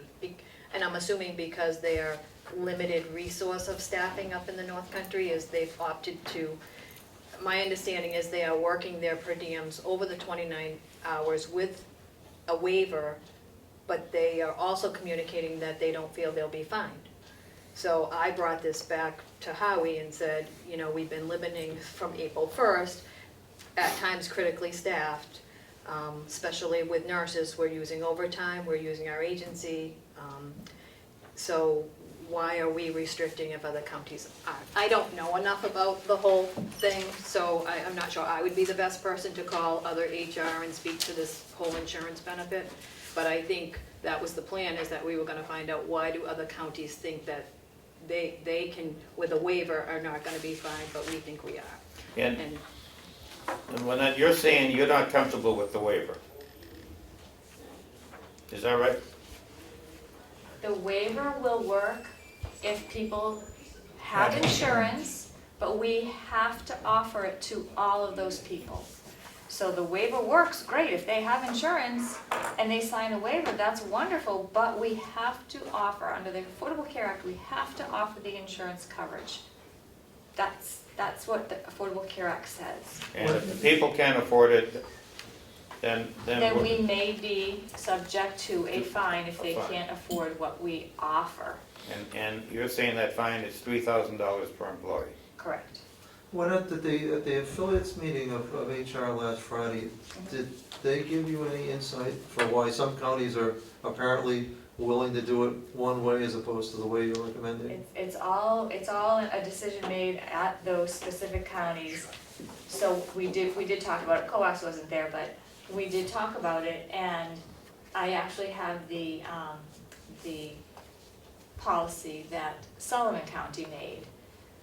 And basically, it says that they offer it to the people who work more than 30 hours, and then they have the cost share. They offer a bronze plan. But they only have 5 people that work over 30 hours. We have, and we did a look back period, and we have many people who, over the past year, if we did a year look back, we did an example, we did this year look back, and many of the employees work well over 30 hours. So that's the dilemma we're in, is if we go forward and allow the per diems and those part-timers who are not health insurance benefit eligible, if we allow them to work more than 30 hours, that we offer the bronze plan, and hopefully they have a waiver, but we have to decide, are we going to make it be affordable at the 80-20, or are we going to charge them 100% and have the potential of a $3,000 fine? When you say many, can you give us some numbers? I mean, I'm still, this is kind of, Kathy pulled the report, and it's too convoluted with job description, job titles under their job codes, under the ACS system. It does not give me an accurate picture. We need to work on that, making sure that people are in there with accurate job codes to match up, but can I give you an accurate, how many people do you have that are premium per diem, and part-time that are not benefit eligible? Do you know that number? I don't know the exact number, probably I would guess between 40 and 50 people. There's a lot of people. But in what you just said, if Sullivan County Nursing Home only has 5 per diem people, that says to me that they are budgeting full-time positions, offering benefits Right. to staff the nursing home. I don't have enough budgeted positions that would cover the staffing over there today. So we have to fill with this per diem on-call basis staff. Commissioner Babson, you got a quick? Is this something that our county attorney could help us with in giving us a decision on whether, or the potential for what would happen? I'm sorry, but no, he is not at all an expert whatsoever about the Affordable Care Act and what the costs are. I can have Rick Jones come in here from Interlocal Trust, or I could maybe even ask from Health Trust for Darlene Simmons or David Law to come up and talk about this, because those people in the risk pool arena are the ones that are the experts on the Affordable Care Act and what the penalties are, and what's affordable, what's not affordable, and who would need to be eligible. Rick would come in and talk to you about this, but we have a lot, the numbers are what they are. There's that many people that work over 30 hours, or the potential to work over 30 hours, but we need to decide, are we going to offer them, we must offer them something. If they're going to work over 30 hours, we must. It is now the law that we must offer them some sort of coverage and make it affordable. Is it gonna be affordable for all? There may be a few that it is not affordable for. And like I said, it's based off of their W-2 forms, so we have to go back, look at what their W-2s are, and then determine that individual's W-2, but it's based on their gross for their family W-2s. It is a very, very huge process, and making sure that we offer the coverage is really the most important. And if we have to put some funding aside for potential fines, that's what we just need to do in the budget, the upcoming budget. I have 2 questions. What effect is this gonna have on the other employees? What do you mean other employees? Well, we've got part-timers and we've got per diems. and we've got regular employees. What effect is it gonna have on the regular employees? Because the per diems get more money per hour. And then is the regular employees gonna say, well, that's not fair. You're giving these per diems more money to start with, and now you're increasing their amount of time that they can work. So what effect is it gonna have on our permanent employees? They have the option to work overtime. I mean, they can work overtime, right? But they're not gonna make the money that per diems are gonna make. But the per diems have no benefits, and that's That's true. that's why, in my opinion, is that we offer them this bronze plan at 100% their cost. So it's not really giving them a benefit, because they are paying for the entire benefit, where our employees are still getting their benefits. They're getting the 80/20, they're getting, you know, if it's a 35-hour person, they're getting the retirement plan. I mean, they're getting their benefits. Yeah, I understand. That's why if we do the 100, they pay 100% of the bronze plan, as long as we're offering it, then we would be covered, we would be Alright. legal. The second question I have, why don't we hire somebody permanently? Because people want the premium rate. These are people who have benefits through their spouse, and they want the hourly rate. They want the premium that gets paid to a per diem. They But why need- don't we hire a person Regular full-time, employee. and rather than have Oh, we do it per every diems opportunity that we can. that is not available? I don't have any budgeted positions to hire regular staff. I have one full-time 11 to 7 nurse. Like I said, I don't have enough budgeted positions to cover, so we have used all of these per diems to fill in. I don't have it in my budget. We can sit down and perhaps talk about that, but I don't have a budgeted position to hire someone full-time.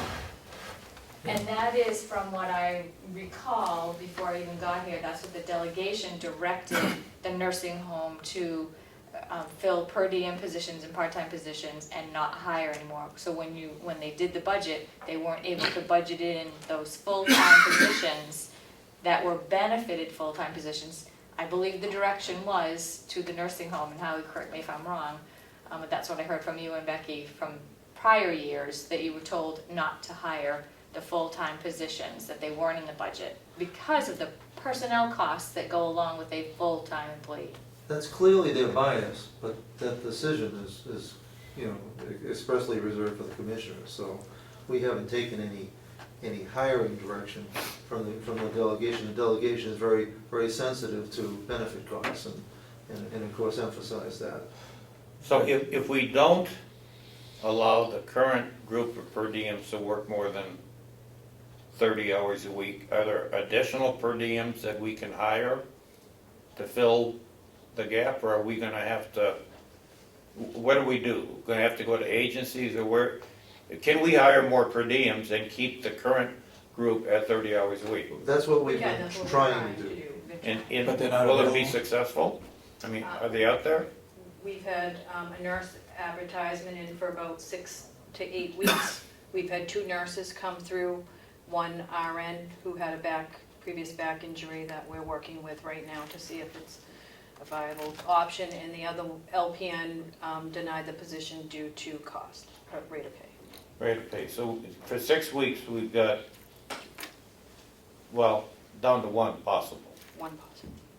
We've had ads in the paper, we've had ads on websites, we've had ads at the, like the Portsmouth Hospital, with the programs where people just graduated.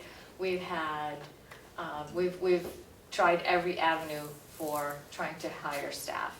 And the pool is very, very, very shallow right now. If you look in the newspapers, you can see, well, I think Lori said last week to you that even Grafton County was advertising over here with a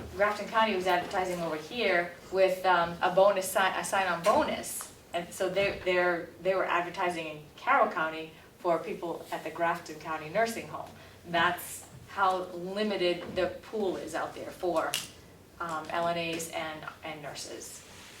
Can we encourage anyone that's a full-time employee to go back to school, to move into a position that we need if we give them some assistance?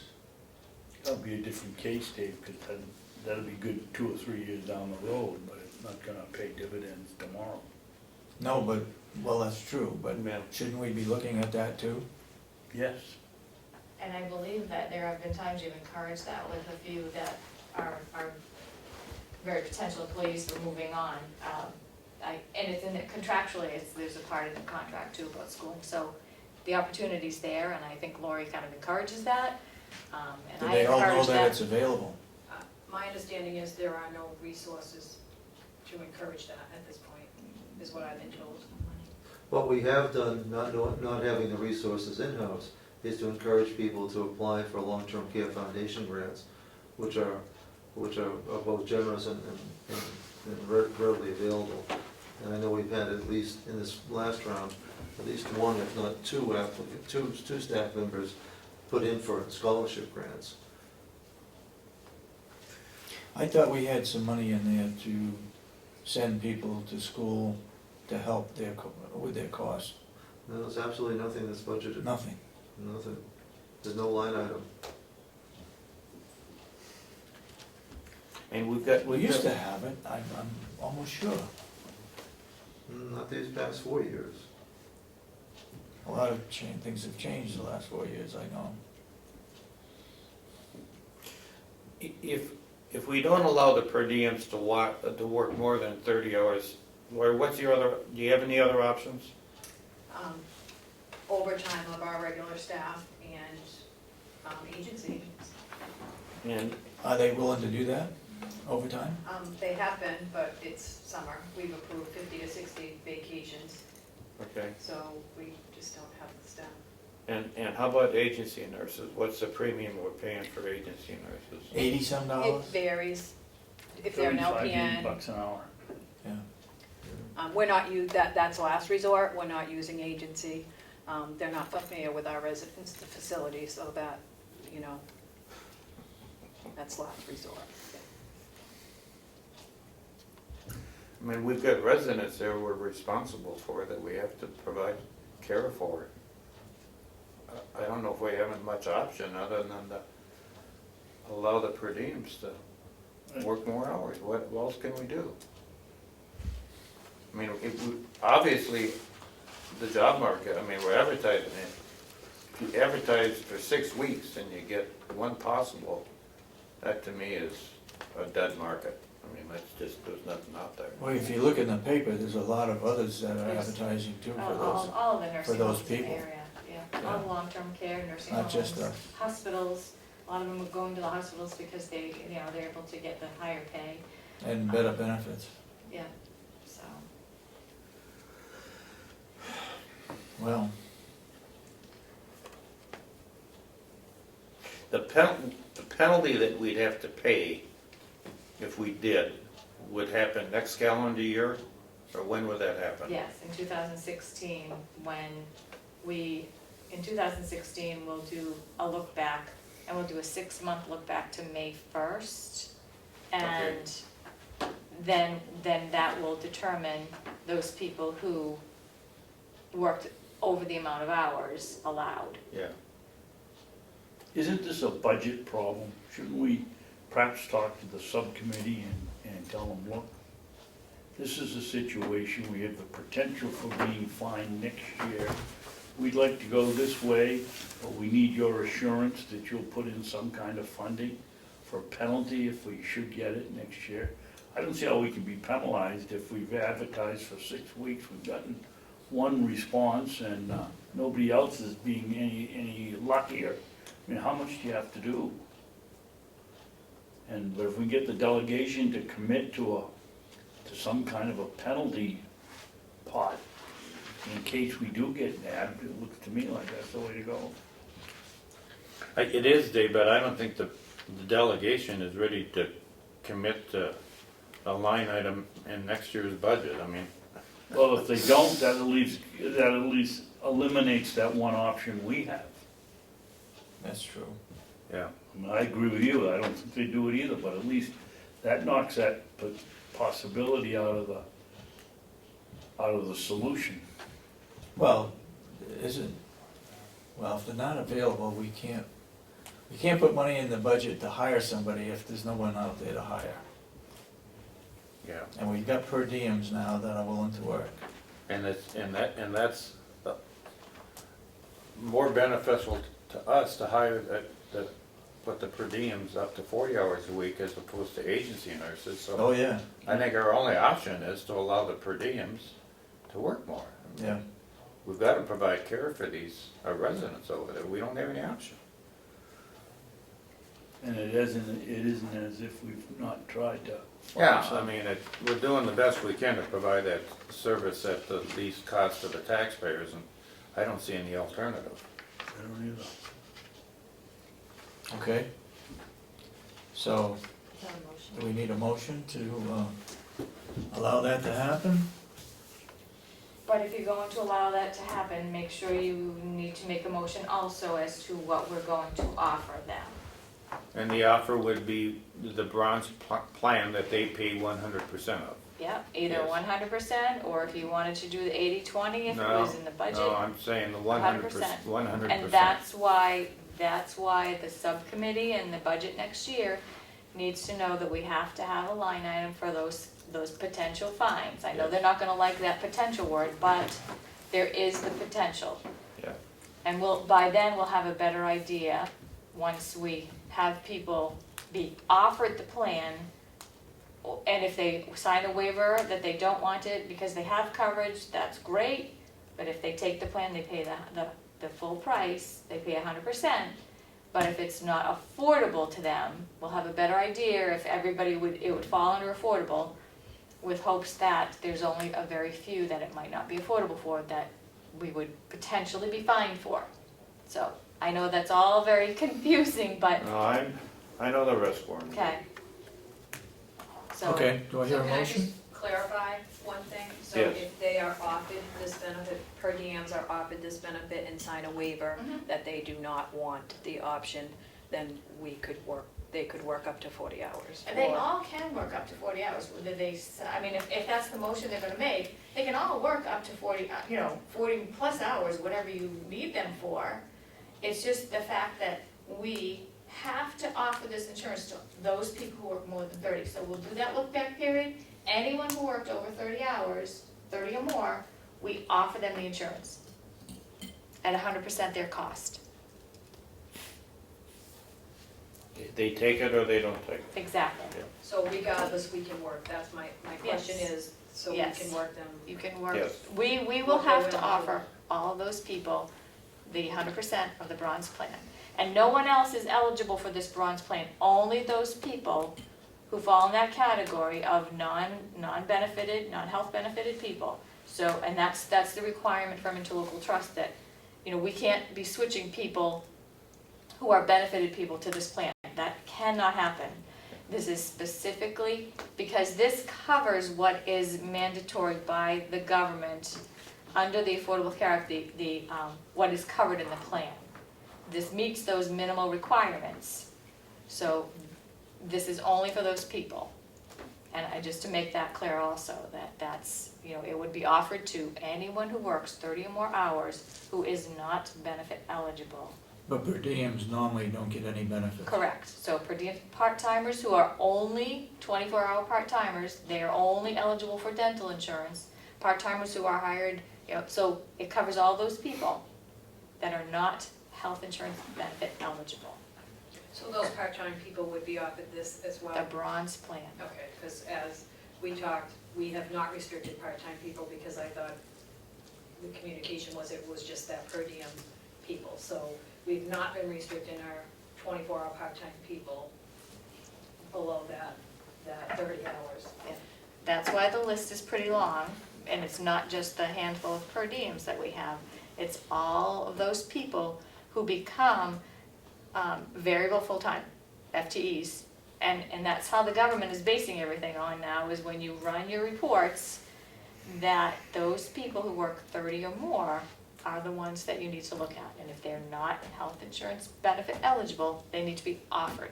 Okay, so, Can we get part-time people to become per diems? I'm not sure they would go from a part-time status to a per diem status, It's between Give up there. 24 and 30 hours, right? but they're part-time, so what's the benefit of changing their status for them? They'd lose some of their benefits. Okay. And see, the per diems, they don't accrue sick time and vacation time or anything. Those other people who are 24-hour people, they have dental insurance, they accrue vacation, they accrue sick time, so they are benefited. So I don't think they would want to lose that, Yeah. that status. So I would just, to make a point, is that this may be a very large list, because as I said, our budgeted full-time positions is very small compared to the staffing requirements over there. So we have typically staffed with a lot of per diem people who've been working more than 30 hours consistently in the last 8 months. So this list may be much bigger than you're expecting.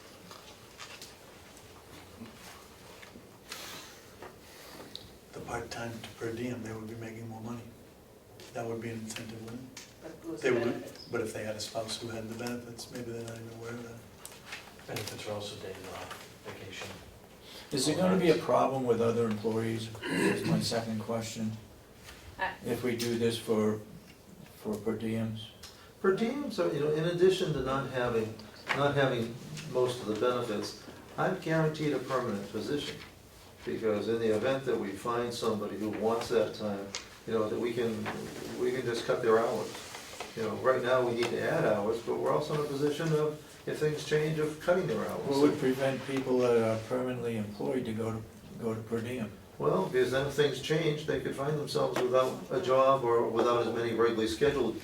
And we always give preference to our regularly scheduled people for extra hours, because it's less expensive. Yeah. Right. So it's, per diem is well suited for somebody who either just needs the cash for a short time, but isn't looking long-term. Mhm. Okay, what are we gonna do?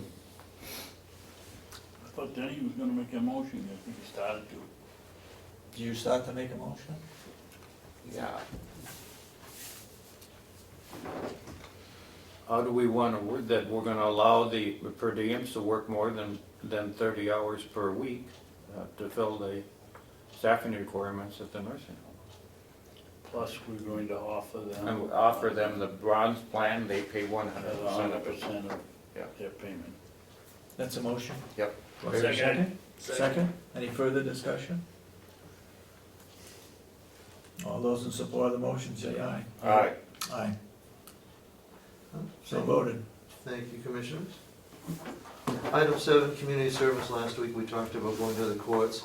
I met with Elaine Lowe, circuit clerk, and she couldn't have been more helpful. So we are now on the list for both Conway and Ossipee courts, and hopefully we'll be able to pick up some community service volunteers as part of that. Okay. Yesterday, many of our supervisors attended staff performance appraisal training.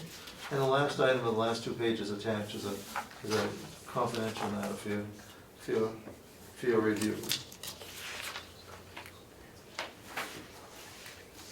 And that is all I have for you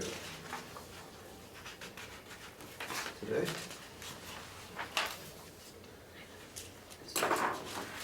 What was that last one, Howie?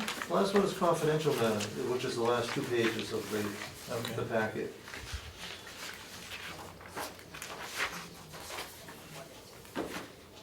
Okay. We can read this at another time? That's gonna be coming up though. Yeah, I hear you. Okay. All right. I'll make a motion, we go into non-public. For what reason? Pardon me? For what reason? Under 91A, 8.3, paragraph 2, parentheses, C, matters which if discussed in public would likely affect adversely the reputation of any person other than the member of the body or agency itself unless such person requests an open meeting. Do I hear a second? Second.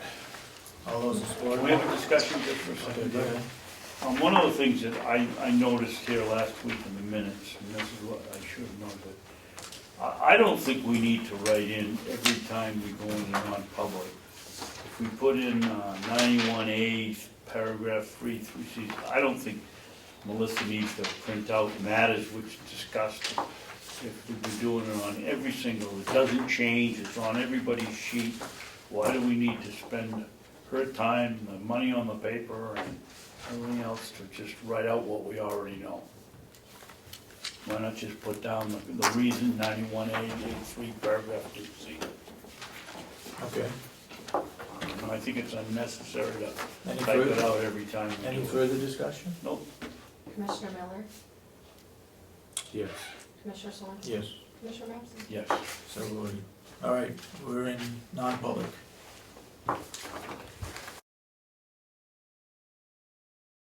Before we do that. Okay, we're in public session. I need a motion to seal the minutes of the last I'll make a session. motion, we seal the minutes of non-public session, part 1 of session of June 24th. Second, Second it. All those in support of the motion? Yes. Commissioner Miller. Yes. Babson, yes. Sorensen? Yes. Okay, Okay. sorry. All right, those have been sealed. Now you want to Now, make a can I motion? make my motion? Yeah. I'll make a motion that we go into non-public session under 91A3, paragraph 2G. And can we go into non-public for also the next one, both in a row, paragraph 2B? So John doesn't have to come back in and out? So we're gonna have two non-publics in a row, Yeah. Okay, and So- 2B. and 2B. Um, I'll second that motion. Okay, We need a roll call, right? Commissioner Miller, Yes. Commissioner Sorensen. Yes. Commissioner Babson, Babson. yes. All right, so we're going into non-public for 91A3, paragraph 2G, consideration of security-related issues, and also for 91A3, paragraph 2B, the hiring of any person as a public employee.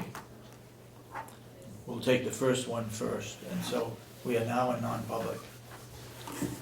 Would this be an appropriate time to ask the question, is the commissioners gonna go into any more public Yes, Yes, Yes. after these two non-publics. after those? yes, we will. This first one should be short, I hope. Okay. Come out of non-public session. Second. All those in support of the motion say aye. Aye. All right. Now, I'd like to have a motion to seal the minutes. Make a motion that we seal the minutes. Second that motion. All those in support of the motion, Commissioner Miller, yes. yes. Yes. Thank you. Okay, so, we come out of non-public, we seal the minutes for that non-public session. I think we also need to seal the minutes for the 91A3, paragraph 2G With the sheriff? with the sheriff. Yes. Do I hear a motion? I'll make a motion. If I could, that was all the same session. Okay. John? You don't need a separate motion because that was all the same session. You went in under the two. Oh, we'll go under the two, then we can come out under the two. Yeah. And state the reason why you want to seal them, please, for the record. Even though you already voted, if you could give your reason.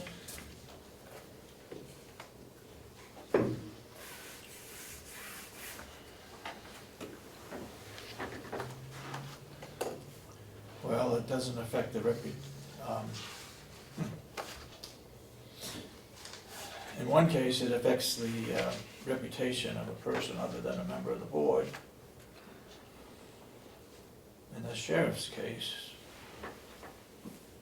If you end up in jail, Is there a security one in there?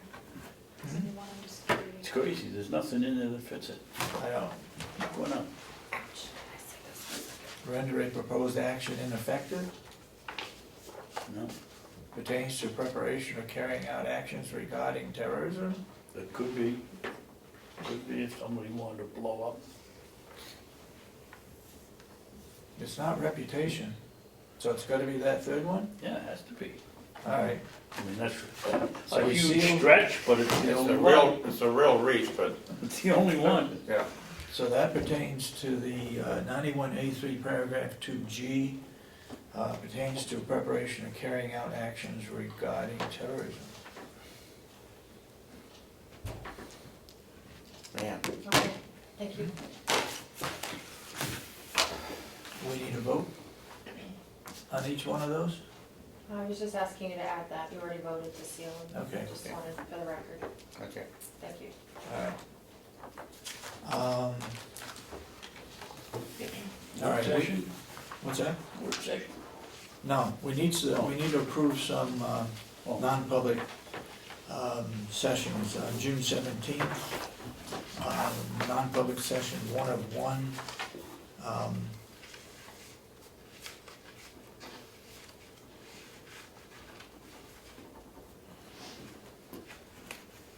Down below is the reason, Dave.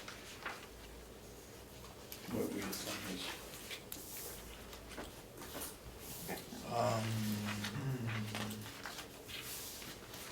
Okay.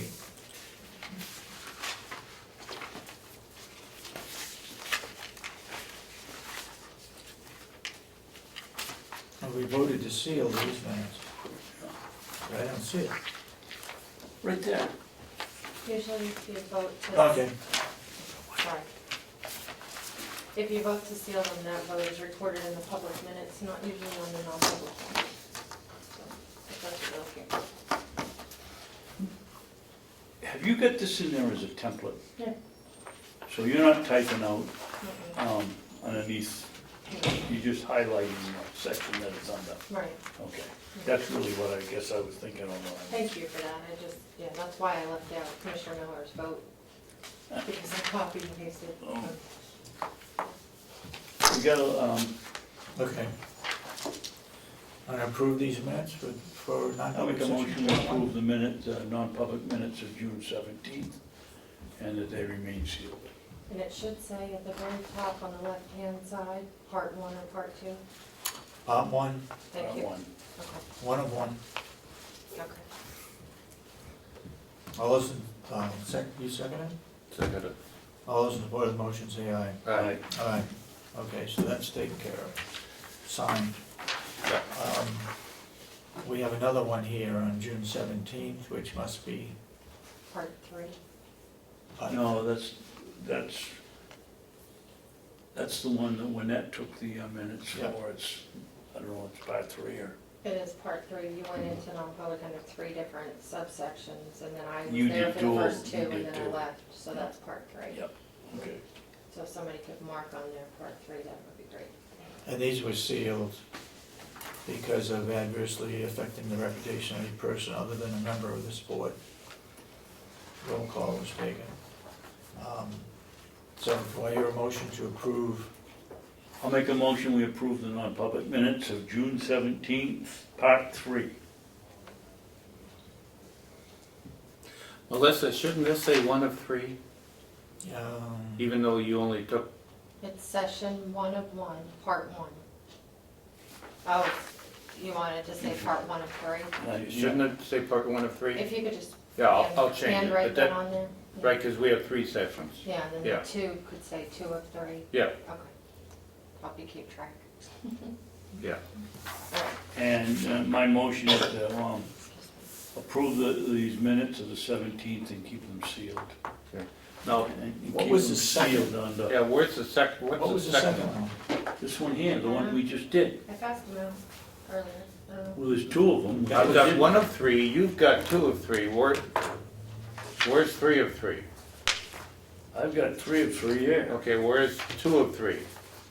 That's the one with, I gave 3 sets. you gave us 3 sets, unless I scooped them here.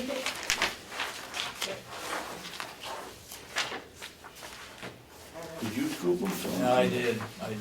Oh, okay. I did. I thought they were the same. No. Okay, Okay, so Babson made a motion to approve part 3. Commissioner, who makes the second? 1 of 2, 1 of 1. Part 3 and keep them sealed. Okay. And so I've got 1 of 1 is signed, Dave. Okay. I got that one. That's 1 of 2, and then Dave has a 1 of 3. So this is a copy of this one, it should be. And that would be keep them sealed under effectively, Yeah, that's 2 of 3. adversely the reputation So of this is gonna any be person other than a board member. 1 of 2, right? Or do you- this is part 2 of 3. Yeah. Oh, you're right. Of Part 1 of 3. 3. Got it. And then that's a different date, that's June 10th. And that's gonna be part 3 of 3, the one that, Yep. this was part 3 of 3. Yep. Got it. Okay. You All right. gotta sign that one. You didn't vote on Babson's motion. You didn't vote on this We one? didn't vote on this one, all right. All those in support of approving the non-public minutes, And part keeping 3 them- of 3, And keeping them and sealed. keeping them sealed, say aye. Aye. Aye. Okay. All right, so voted. Now we're looking at part 2 of 3, which is to remain sealed.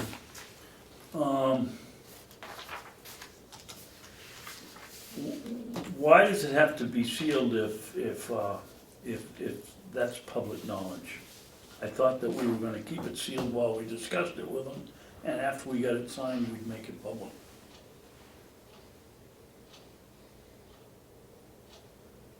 Is that completely signed off and done with, or is it? No, Oh, it is not, okay, then we won't. No, it's not. Keep them No. sealed then. Okay. um, 6/24.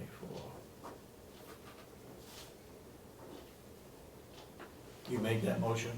I'll make a motion that we keep part 2 of 3 of June 17th non-public minutes. We'll approve them and keep them sealed, temporarily keep them sealed. I'll second it. Want me to sign that thing? Yep. All those in support of the motion, say aye. Aye. Aye. This one is also sealed, part 3 of 3. Yes. Do you agree with that? Yep. Yes. All right, now we have non-public 1 of 2 for June 10th.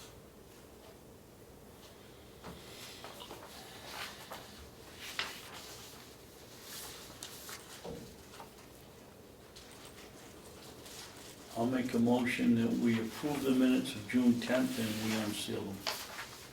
Yeah, I don't think these have to be sealed. I don't either. Show Dennis and make sure he's.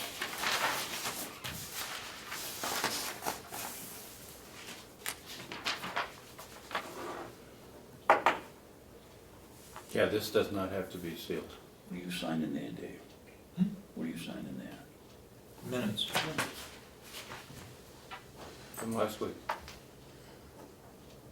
I'm gonna change it to release this. Yes. Oh, the minutes of last week, yeah.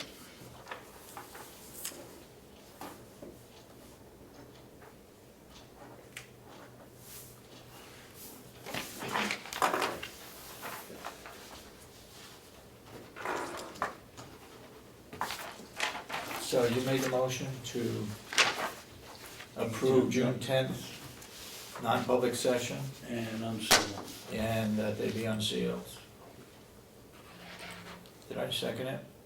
All those in support of the motion, say aye. Aye. Aye. Aye.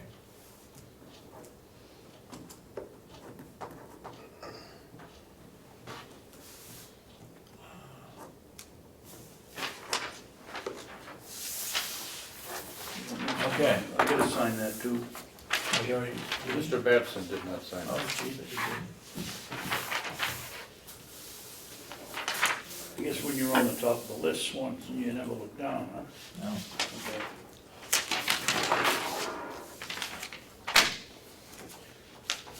Nice. We all got a copy of the capital improvement plan for the registry of deeds. Is any action need to be taken? Not that I recall.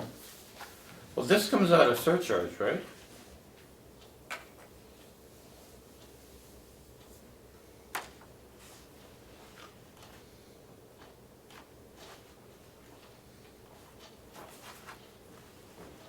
Oh, All she's doing is listing.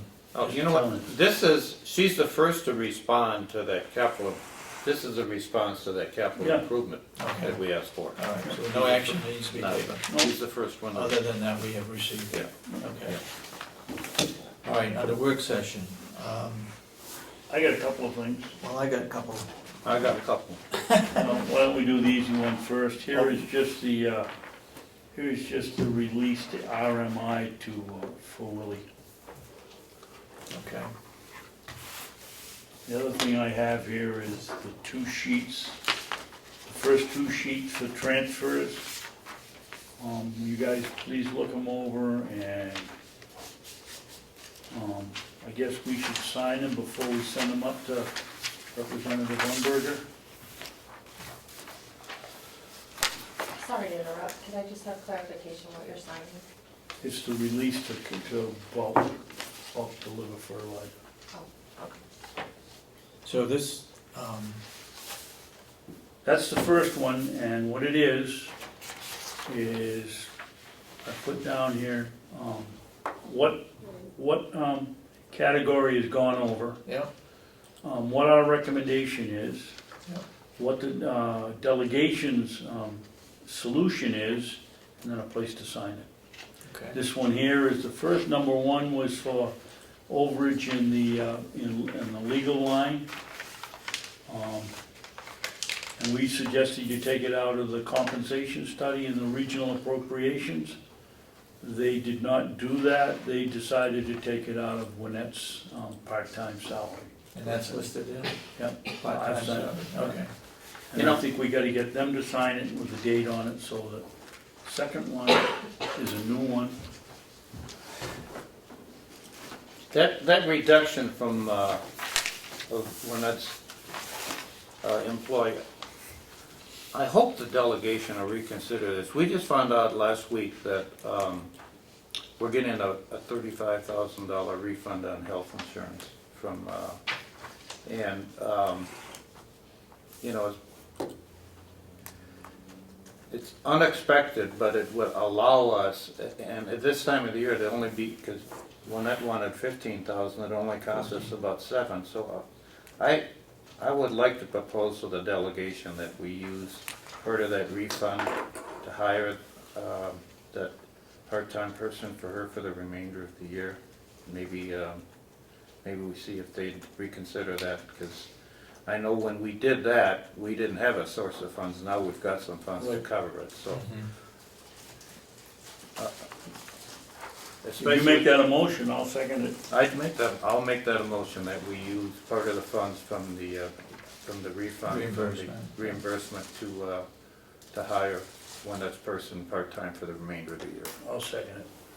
Any further discussion? Only that the department puts in ungodly hours and they need the person, and the performance audit recommended one person for every, 100, something like that? Yeah, And we're working with 2, and the 2 of them are everywhere. 350. Two of them for 350 people, so we definitely can justify that. And we have a need for that person, so Yeah, hopefully they're gonna reconsider that. okay. All those in support Aye. of the motion? Aye. Aye. The second transfer request is on the department is the Carroll County Convention. They're over by $1,988, basically $2,000 at this point. Our recommendation, I'd like to recommend that we take the overage, we take $3,000 out of Carroll County Convention travel and use it to pay for the overage in the line item for meeting expense.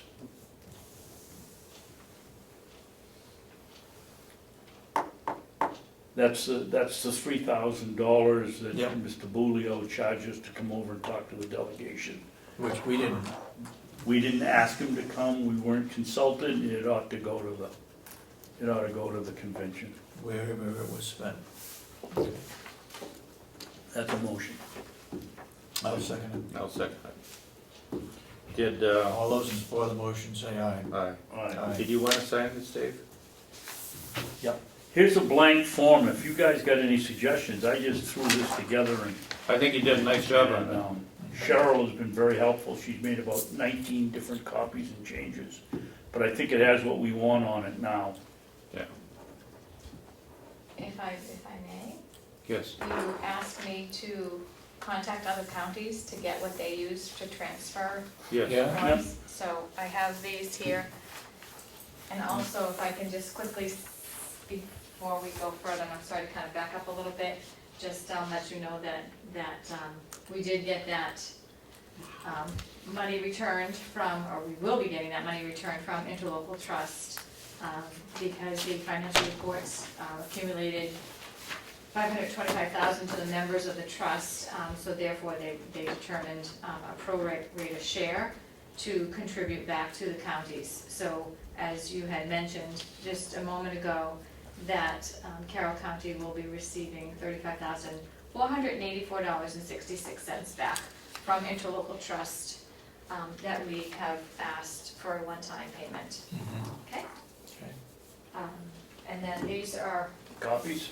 this is one from Coos County, and then this is from Hillsborough County from Greg. And then a comment from Sullivan County was that there's a simple budget transfer form, it doesn't include any policy language, because you had asked for some maybe language also. None of them really have language, they just, that's what the departments must do, is to fill out a transfer form for any amount over the amount that you determine, and I'm not sure if it's the $1,000 or Well, it's anything over the line item. Anything over the transfer line? over $1,000, okay. So those are some of the examples that the other counties had sent, Thank you. and there was not really policy language that was also asked for that you had requested. They're all there, all this information. It's a different, whichever format we like. I like this because it's one request per piece of, here there's numerous, you can put, Yeah. I like it. It's easy to keep Correct. track of, we got, for every request, we've got a paper copy on it, And it's numbered. and it's not. And it's Yeah. sealed, signed by Yeah. the delegation.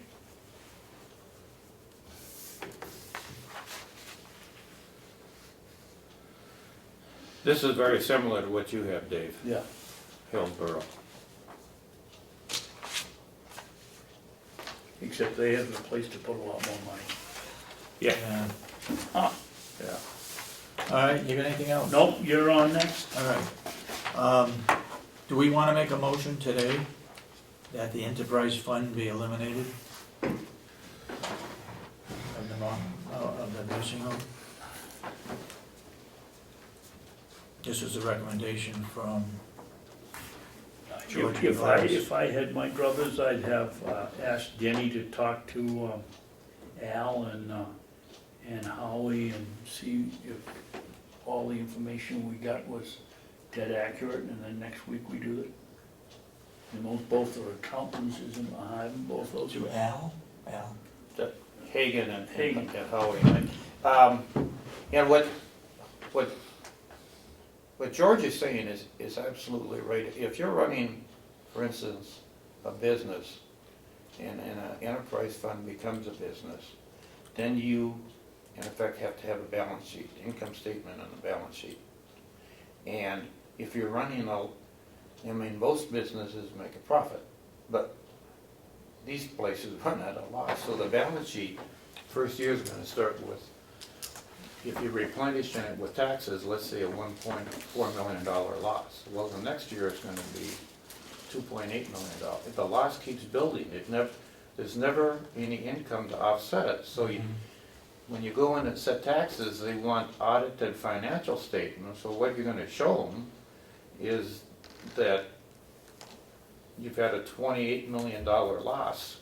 Let's say you're in year 6 or year 7 or year 8. You got an accumulated loss. It never goes away. Yep. And see, that's the issue you run into on an enterprise fund. Now, the county, we might operate, the nursing home being part of the county, operate a loss, but the taxes come back and replenish that and we get back to zero. So a lending institution is gonna look at it and say, well, these guys are running break even every year, or they're building a slate.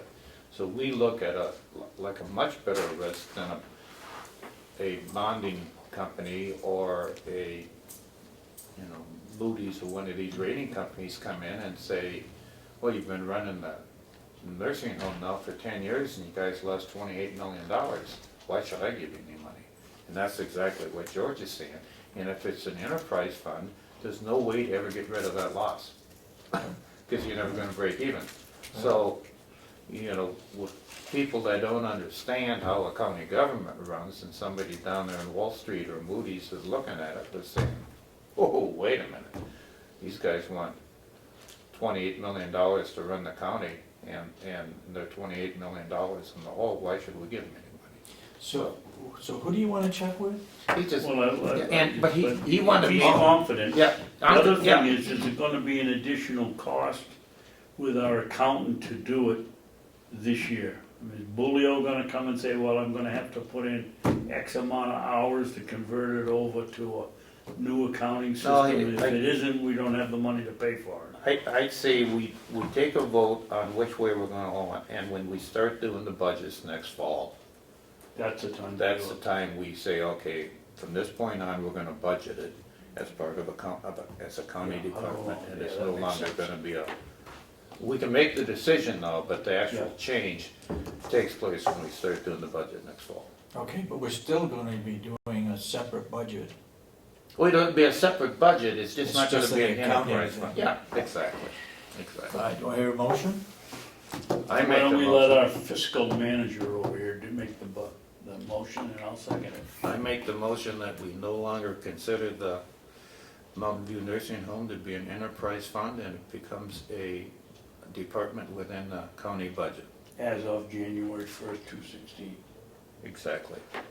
Seconded. Second. Any further discussion? All those in support of the motion say aye. Aye. Aye. So voted.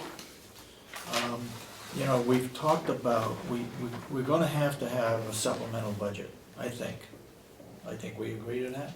Well, Or are we gonna wait? I think the three of us agree, but the last correspondence we got from Karen was that the delegation was in no mood for a supplemental budget, so, I mean, our hands are, it's really up to the delegation, and Well, I think what I'm getting at is that we officially request that the delegation hold a supplemental budget, and then they can determine whether they want to do that or not. that's totally appropriate in my mind.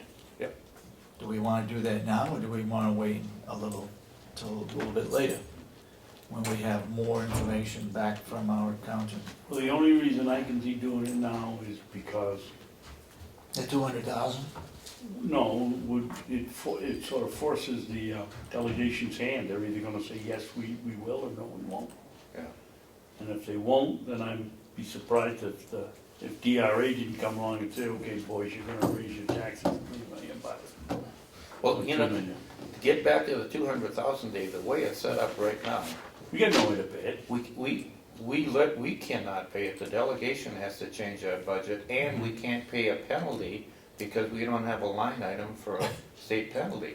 So we can't pay the 200,000, and we can't pay a penalty. And We if can't it- pay either one. And if the penalty, if it's $2,000 a month for interest, and they put on the line item $1,500, we can't pay that either, because we can't go over it, so Yeah, we're stuck. yeah. And, if we would have put $1 in there for state interest penalty, You But- still could only, don't pay it back. yeah, but we could have paid up to $1,000, but we can't even pay it. I don't know how we're gonna get around it. If they start charging us interest, I don't know how, we can't pay it this calendar year, because we don't have a Well, line as item George in the said, budget. sometimes they waive that. Yeah, okay. Do we, if we're requesting a supplemental budget, do we want to put a figure in there? Like $3 million? Well, Because they're gonna say, well, why are you requesting a supplemental budget? How much money do you need, and where is it supposed to go? Well, I would say if we're gonna do that, we wait till the end of June to find out where we are as best we can, how much we're in the hole. 'Cause we gotta cover that, plus we gotta cover $200,000, plus who knows what else. Well, here's, off the top of my head, we're $1.5 million in the hole as of the audit from 2012. We know that. And that's due to receivables. Now, we think we're gonna get that back, 75% of it. 75% of it, of that 2.4, but that $1.5 million is 2 years before we're gonna get it back. Now, if we have to wait up to 2 years for that 1.5 million, we've got to cover that in taxation. That money is way out in the future. So let's say that out of that 1.5 million they think they can collect, we might only have 200,000 by the time it comes to set taxes. So that means we've got to cover, last year, we had taxes, we put $1.1 million in from reserves we didn't have to lower the tax rate. Yep. So we have to cover the $1.1 million from last year and the $1 million, say, 3 from the write-down they made. To get us back to zero, we need $2 million, at least, if not 2.5, plus this 200,000, so I'd go with 3 million. it's gonna be close to that. It's gonna be very close to that. And if not, if the delegation says no, Then we go to court. then we have to go to court. And we take George's example and we go to court and let the judge work it out. Because, I mean, right now, they've got the purse strings, we can't do anything other than, we can file chapter 9, we can file a bankruptcy, we can go to court, we can ask the delegation to raise the taxes. The land we have here, if we sold all of our land except for the campus here, what's that worth? Any idea? I mean, It's all in current use. it's all in current use. That doesn't affect the, Market value value. of it. No, But there's a penalty if we did sell it, 10% penalty on it No, not unless the uses change. until it changes. until it changes. And then the person who buys it pays that penalty. Not necessarily, David. You mean it can come back to us 10 years later That after it's is a changed? negotiated, the 10% is a negotiated. Whoever creates the land change. Yeah, So if we sell it and it's like it is and we haven't touched it, then whoever bought it would have to pay it. yeah, that's what I meant. If we, Yep. okay. But the only thing other than privatizing things, the only thing we have for sale is the 2 unused wings in the nursing home. You know, nobody's gonna be buying that, my guess is. I mean, we tried to rent that out in the past, but we're running out of options because we're looking for big numbers. Yeah. Big Yeah. Well, numbers. the irony, I don't know whether you guys probably didn't see it, but Representative McConkey sent a letter here requesting a whole bunch of information as the newly appointed subcommittee chairman of the nursing home. One of the things he wants to know is what the commissioners have done about trying to lease out the old nursing home. What? We had the probation, we had Cooperative extension? cooperative extension, we had the people that were interested in there's a food kitchen, but after they saw them on television, didn't want anything to do with it. Yep. And there was a fourth one that I told Kathy to put in the letter. What was it? Was that the woman that was going to use the kitchen? No, Or is that it the wasn't same the one? kitchen, it was the The veterans, it was gonna be. veterans, Yeah, the veterans, the the veterans. veterans, that's Yeah, what it yeah. was. Yeah, That was 4. Okay, so tell me again, you sent a letter? No, he wants the information. Oh, he wants it. I'm asking, can you think of anything else that were, that was, because they worked very hard to get us to go out and see if we could find somebody to rent the place. yeah, but then they wouldn't let you present. Then they, well, that's another issue, then they wouldn't let us do it, so. Representative Algren wanted to make it a donut factory, I remember that. I don't know of any other. Those are the only 5 things I can think of. Okay, He so. wanted to know, he wanted to see all the bank accounts for the Doobie Fund. Mhm. I suggested, and he wanted the information sent to Amelino. Well, I suggested that you write the letter. Everybody ought to get it. Well, yeah, I would think, but he said subcommittee, so. Well, I suggested we write and have him come in here and look at it. I mean, we've got hours worth of stuff to haul out if. if all the stuff he has on there that he wants to see. One of the things we do have to do though is take a look at when we're gonna run out of cash.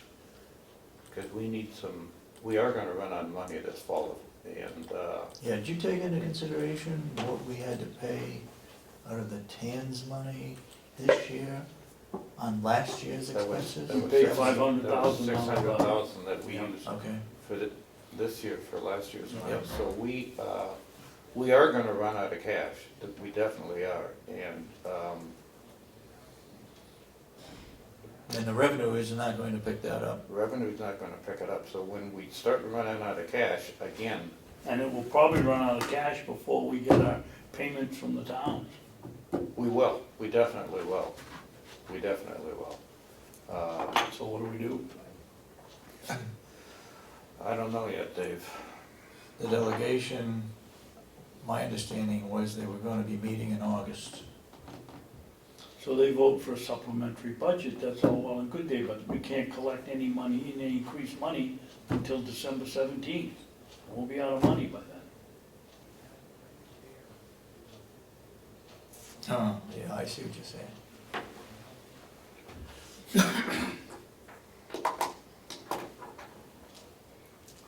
We're currently running $500,000 behind on our revenue predictions.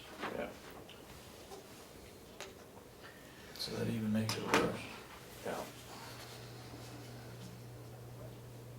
So even if we have a supplemental budget, that's not gonna help. No. Not the way I see it.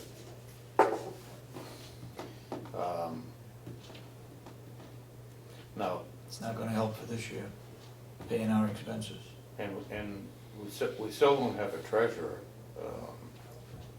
still operating with Chip, but, about the only thing we can do, depending on whether or not we have a supplemental budget and we get close to setting the tax rate, is to see if we can renegotiate a change in the town loan with the bank, but again, aren't we limited by, well, again, if they vote to increase the taxes, that allows us to borrow more money on the Yes. town. If we can't do that, If they vote no supplementary budget, we're shut down. then it's chapter 9. Yep. Then it's, we go to Concord and hire a bankruptcy attorney, bring him in here and start the discussions. And before we bring him in, we gotta be able to tell him we can't pay him because we don't have a appropriation. So we gotta get them to reduce the revenue side of our budget. It's just not feasible to bring in the kind of money that they put in for revenue. Well, even if we reduce it, David, we're not gonna have enough money No, to I pay our know. expenses. I know. That means that if we keep going the way we're going, we're gonna be a minimum $500,000 short, Yeah. a minimum. Okay. Any other good news? No. Well, summer's here. Well, we get a county administrator with problems all be solved. Yeah. How's that going? Good. Good. Supplemental budget, what do you wanna do? Do we wanna send a request in? I Or do think you wanna wait? I think we should write a letter and suggest, recommend that they have a $3 million supplementary budget. Well, I don't know if we want to put a number down. I'd just say that in excess of $2 million. Okay, yeah, I'll go with that. That's our recommendation. We're gonna, based on the money they played back last year and the loss we currently have based upon the auditor's numbers and the long duration it's gonna take in collecting this money from the federal government. Yep. I mean, Paula said it's gonna take her 6 months to get all of the requests in, and if it takes, the amortization on the payback was 18 months. So you're looking at 2 years before we get that money back. Yep. We need something to operate on between now and then. And, I think we ought to keep track of that money for this year and for next year, yeah, whatever is brought in. yeah. I mean, keep it separate so we know what we're getting back. Exactly. All right, do I hear a motion to request a supplemental budget? Yes. You make the motion? I'll make a motion that we request we send a letter to the head of the delegation to Representative Umberger, expressing our desire to have a supplementary budget at $2 million, more and more. In excess of $2 million. In excess of $2 million. Are you a second? Second. Any further discussion? All those in support of the motion, say aye. Aye. Aye. It's unanimous. Who has the these two filled out sheets? Because I gotta give them. Right here, right here. I gotta give them to Cheryl to send up to Mrs. Umberger. Yeah. Okay, I got one other thing that we need some discussion on. Okay? With the exception of union contracts, which need to get changed a year from now. And that is, I think we have a cap on vacation of 4 weeks. We've got some people that are getting up there, 5 weeks, 6 weeks. Pretty soon, we're gonna be paying them for their vacation and not work. I just open that up for discussion. I think there ought to be a cap of 4 weeks vacation. And how much carryover? 2? None? We gotta keep. Well, the Commissioner idea of Miller in vacation- mind here, The idea of vacation vacation. is to get people to take the vacation and come back refreshed. It's not to carry it over from year to year and keep building it up. Well, David, I'd go along with capping it 4 years for any new hire or anybody that hasn't approached that. I don't think it's fair to say to somebody, you know, you've accumulated, next year you'll have 5 years, which is what we hired you under, and now we're changing it. I mean, I agree with you paying people for being out of work more than working, but I don't see how you, in fairness, can cut back people that are expecting to have that vacation. I don't think you can cut back on people that are already receiving more than 4 weeks. Okay. But yeah, I have no problems with any new hires, but I think those people that are getting 2 weeks now ought to be informed that the limit is gonna be 4 weeks.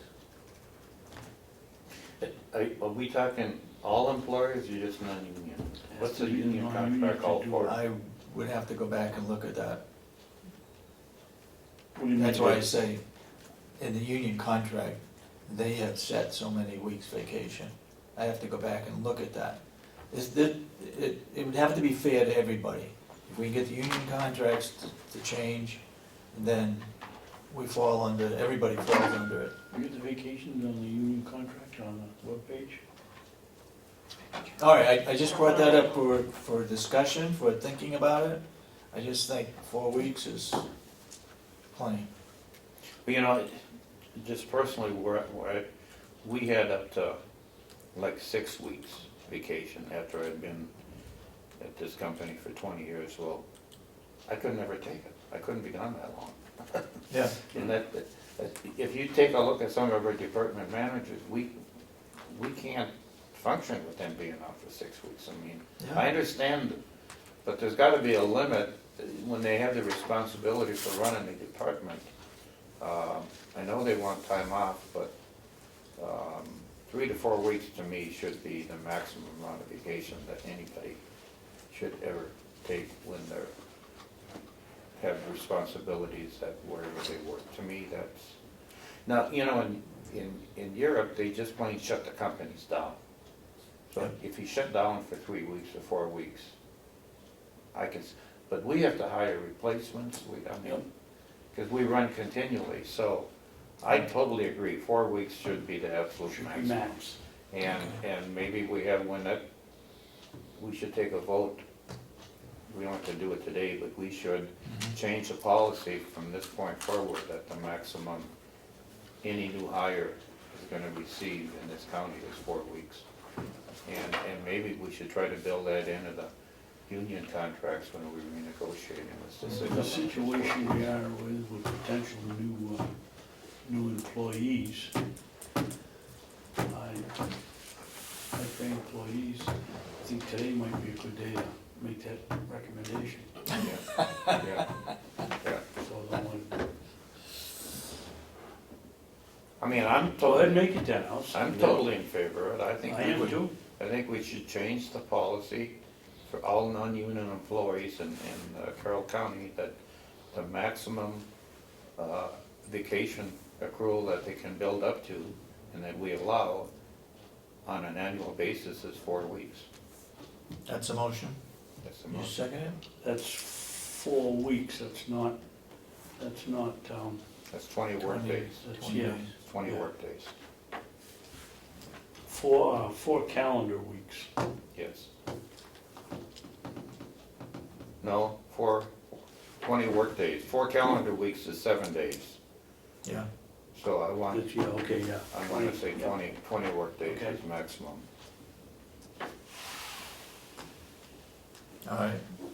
You made the motion, you second it I second it. for non-union. Yep. New All new, members? all new hire, county hires from this day forward. Okay. All those in support of the motion say aye. Uh, Aye. And so voted.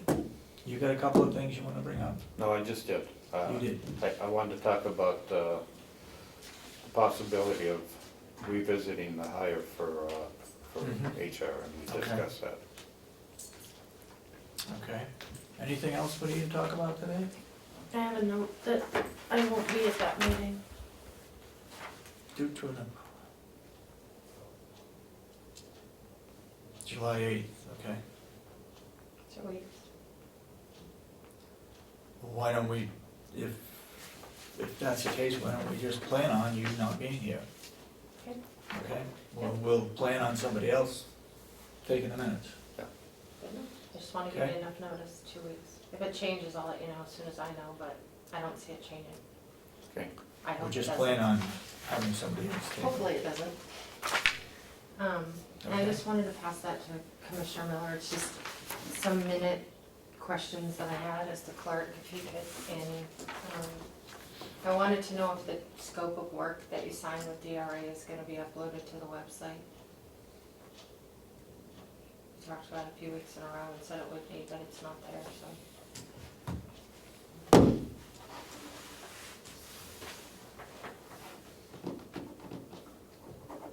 And I was trying to update the budget workbook, so I asked for the May figures. And I was told those aren't available, so I didn't know if you guys might have them. For May figures, Yeah. I didn't know if you guys got a report I could I copy think- off, I which I had think- to do last month. I think they're We, available now. yeah. Could I get a copy? You got the you requested that, and that came on email? No, she had it downstairs, she gave it to me Okay. yesterday or the day before. Okay.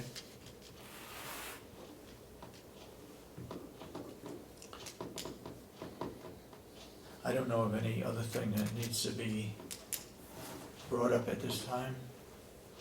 So, somebody wants to make a motion to adjourn? I'll make a motion to adjourn. Second. All those in support of the motion say aye. Aye. And so voted.